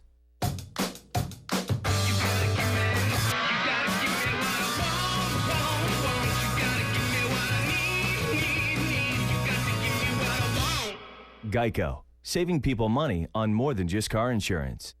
2 sofas, regardless of size, only $7.98 for both pieces. Holy mackerel, bonded leather everywhere you sit. My Bob's is different. Choose any size sofa, chair, and storage ottoman. All 3 pieces, only $7.98. After the final out, don't miss the WB Mason postgame as Nancy Newman recaps tonight's game and updates you with the latest scores and standings from around baseball. We call it Late Night with Nancy. Plus, Joe Girardi's press conference and Kimberly Jones will talk to the players in the clubhouse. It's all coming up later on the postgame, only on Yes. Safecoat Field, beginning of a 3-game set. Second stop on a 2-stop West Coast swing before the Yankees head to Toronto, and Luis Ayala will come on and try to get the final 3 outs. So Phil Hughes went 6, gave up a run. Scott Proctor went 2, gave up 2 runs, and now it's Ayala's turn.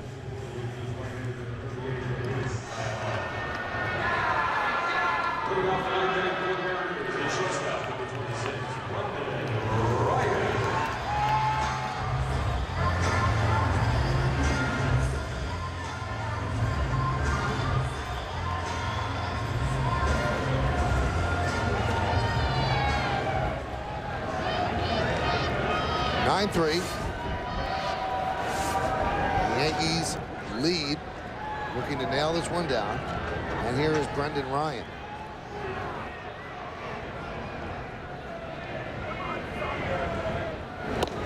Well, we couldn't convince Joe Girardi to maybe bring in Betances, one of the younger guys. I know, 6-run lead. That groan you just heard was from Teaneck. They probably thought they were going to see Dellin.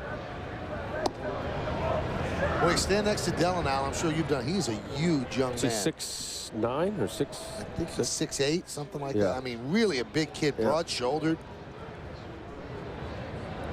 Brackman, what, he's 6'11"?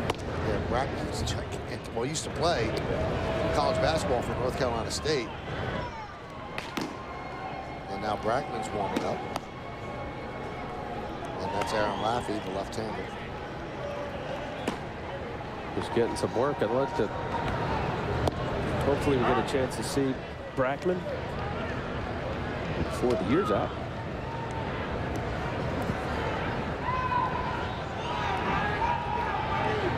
Ninth inning, Oakland leads LA 6-3. That's tapped slowly to second.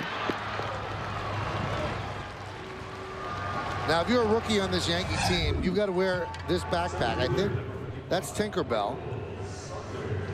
Brackman has that. Hector Noesi has a special bag as well. Oh, that's Dora the Explorer. Her daughter would love that. She has that bag. And then they have to take it out to the bullpen. That's got all the candy in it and the seeds and stuff like that. And that's part of the initiation process. There's a strike to Michael Saunders.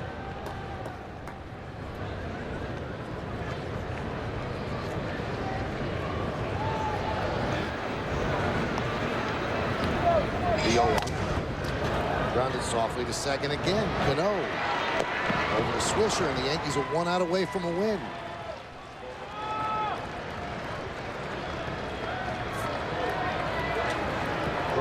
And that's going to bring up Ichiro. He has 1 hit today, and he needs 2 hits a game in his next 16 games, including this one, to get to 200.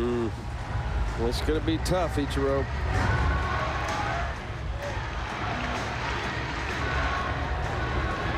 I think only Babe Ruth had 200 hits in 10 years.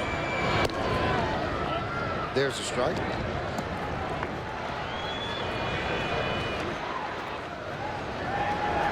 Maybe it was 9. Ichiro has a record of 10. Trying to extend the record. He's not going to get 2 hits tonight. Now Chavez guns at the first. A nice backhanded scoop by Swisher.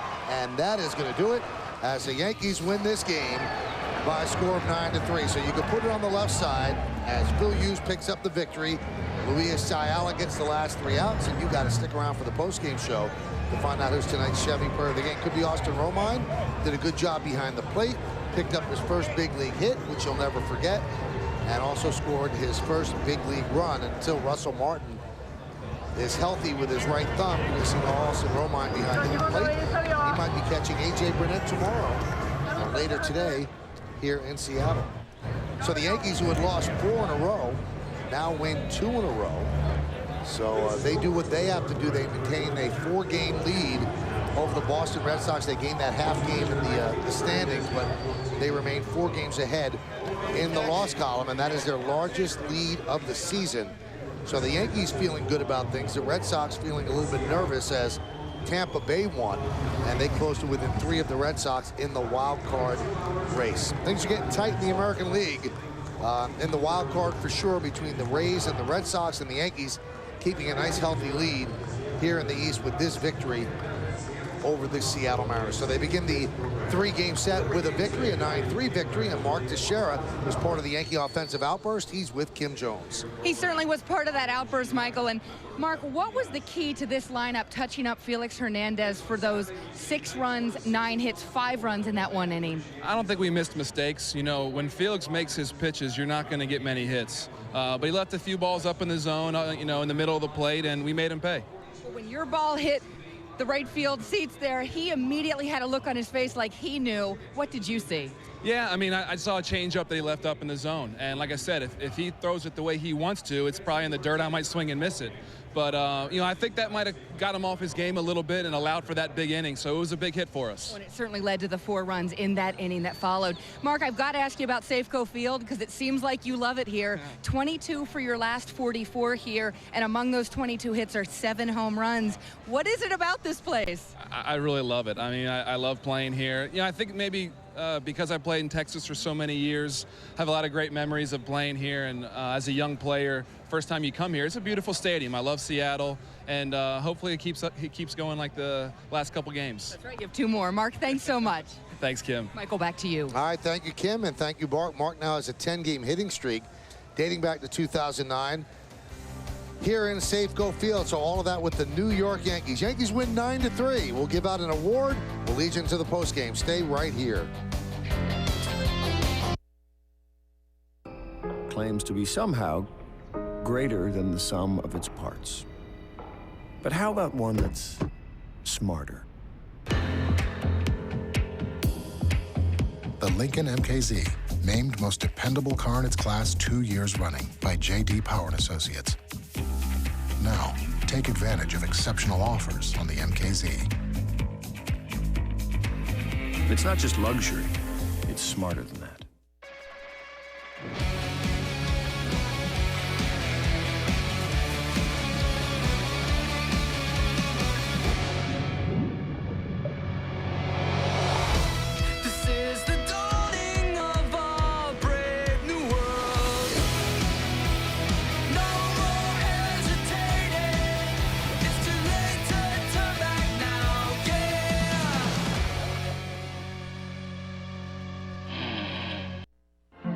Bankruptcy put an end to the harassing calls from creditors. We're struggling to pay our bills. Is bankruptcy an option? Can I possibly keep my house? What about keeping my car? Can bankruptcy stop foreclosure proceedings? Yes. My law firm may help you get a fresh start while protecting your home, your car, and your peace of mind. Call us for a free consultation.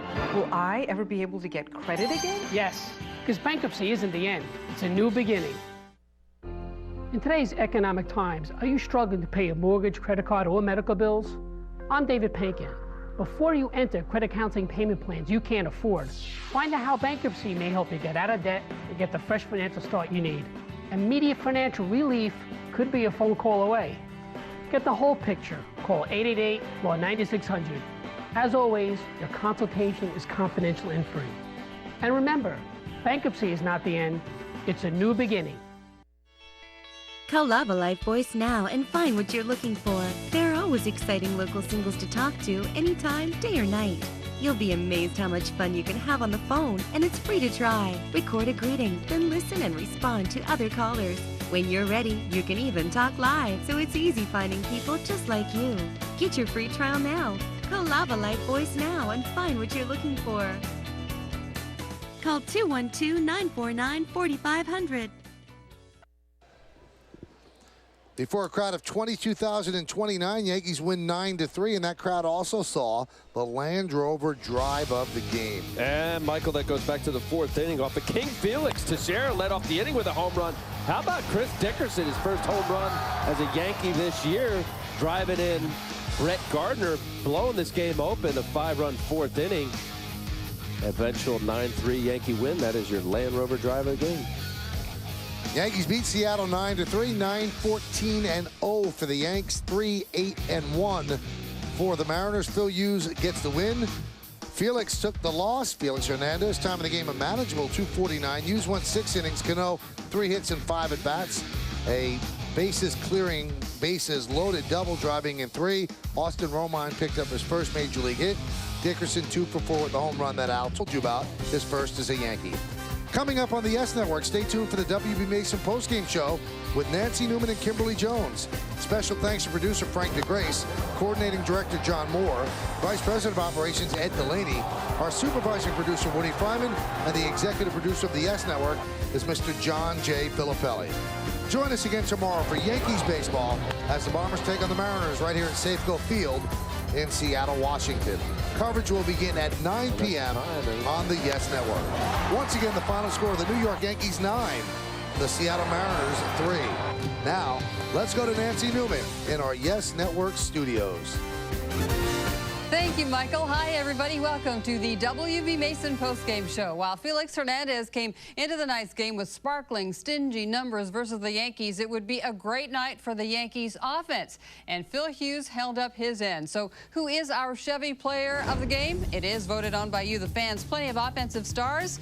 The chosen one, Robinson Cano, 3 for 5 on the night. Robbie, a .331 career hitter over September and October. Tonight is 41st and 42nd doubles of this season. The 7th, a big one, a bases clearing double that pumped up the score to 9-1. So Robbie is your Chevy player of the game. Some other scores to tell you about from this night. Tampa Bay is a winner, as we found out earlier, 5-2 over Baltimore. Detroit all over the White Sox. It's final also in Oakland. It's an A's victory over the Angels. Washington 3, Mets 2. Houston 5-1 over Philly. And in extras, Atlanta drops one to the Marlins, 5-4 final count there. So now the latest look at the standings brought to you by your Tri-State Ford dealer at the East and the wild card. The Yankees now with a 4-game edge over the idle Red Sox for the division. And as far as the wild card goes, the Red Sox holding a 3-game edge over the Rays, who did beat the Orioles this night. The magic number for the Yankees now down to 10 to clinch a playoff spot. Still plenty more should go on this edition of the WB Mason postgame show. When we come back, we'll hear from the skipper, Joe Girardi. We've got full game highlights and we've got reaction from the players. Kim Jones in the clubhouse. Stay there. The Yankees postgame show on YES is presented by WB Mason. For office furniture and supplies at amazingly low prices, who but WB Mason? I'm here talking big plays with WB Mason. Yes. Watch this lady. First, she makes a great pitch. Looked like a slider. Then, she calls WB Mason to order more Hewlett-Packard toner. I'm calling about toner. That is a great play. Right. Nobody beats WB on HP. In fact, we have such a great selection, we had to find some extra space to store it. Hey, who did this? I have no idea. Who but WB Mason? 3 rows of first-class seating. Quieter than Lexus RX 350. And better highway fuel economy than any other 8-passenger crossover. In other words, kids aren't the only ones being taken to school. Now get 0% financing for 60 months, plus get $1,000 cash allowance when you purchase a 2011 Buick Enclave.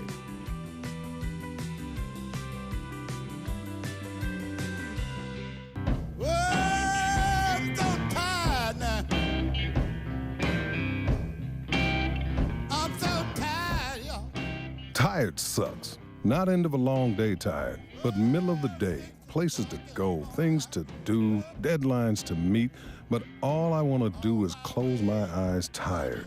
5-Hour Energy fixes tired, fast. One shot, back to work, problem solved. 5-Hour Energy, fix the tired.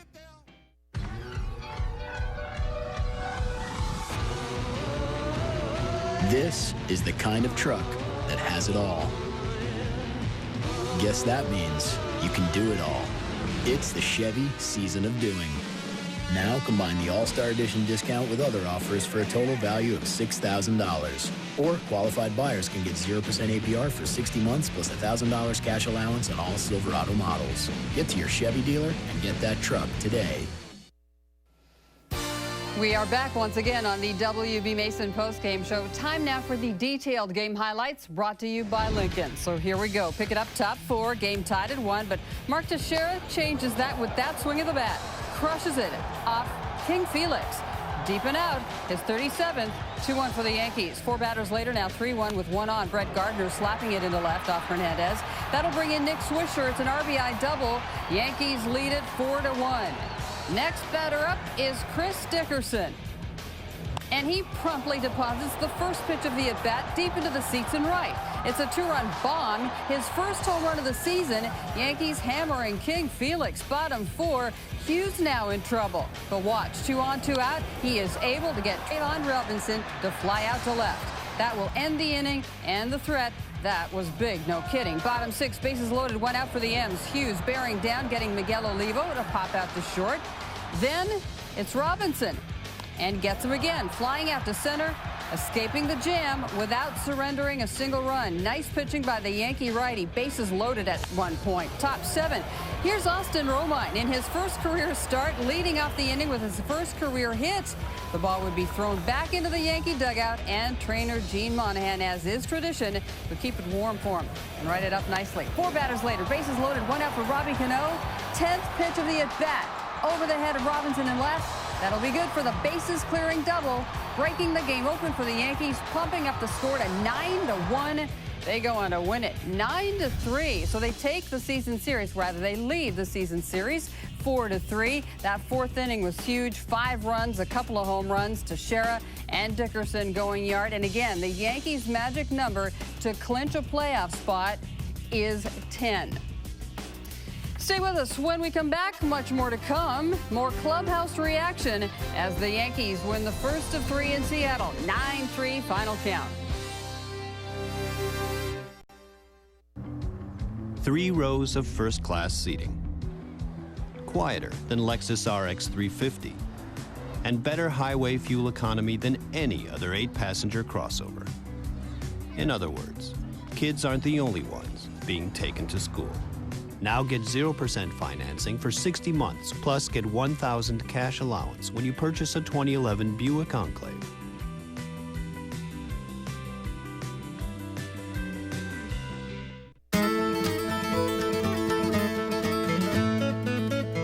Businesses need a reliable financial partner, one who can stay in sync with their moves.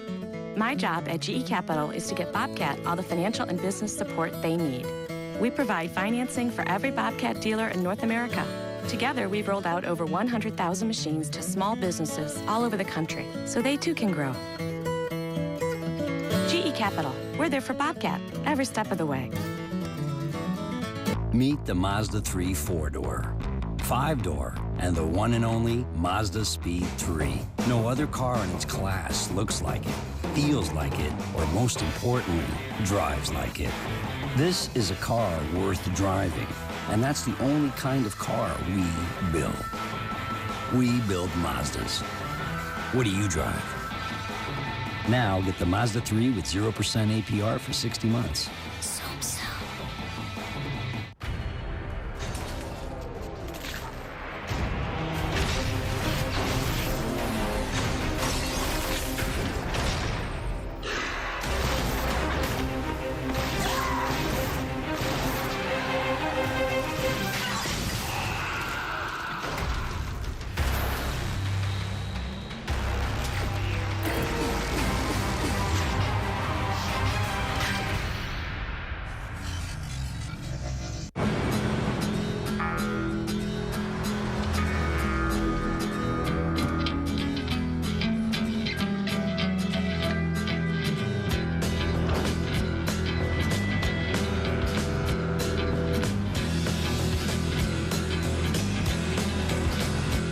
The Land Rover LR4.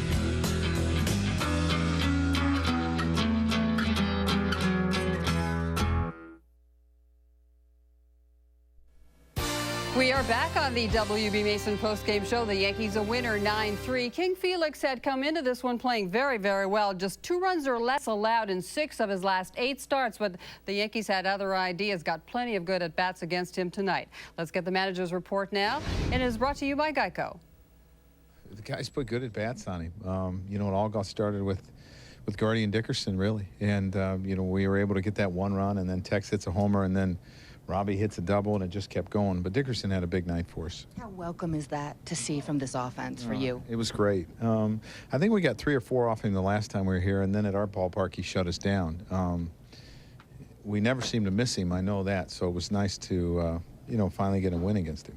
I think he's been here now for more than 24 hours. We did see you talking with Austin in the dugout between innings at times. Yeah. What were those exchanges like, and what did you make of his first major league start behind the plate? I thought he did a very good job. It was just talking about situations and, how to attack some of the guys. And, he took the plan, they executed the plan. I thought he did a real nice job. It's one of the best parts of this time of year, in addition to winning, of course, watching a guy like that get his first major league hit. Yeah, I mean, that's always a thrill and the excitement. And, for him, he got in yesterday, and he's done a lot in 24 hours, as you said. And to be able to get his first hit's always a thrill. And he, of course, was working with Phil Hughes, who, again, a representative start. A lot like number-wise, like his last one. How do you evaluate Phil? Yeah, I thought he threw the ball pretty good. The first run he gave up to Ichiro, he was ahead of him 0-2, and he didn't make his pitch. I mean, that's going to happen, but I thought he did a very good job.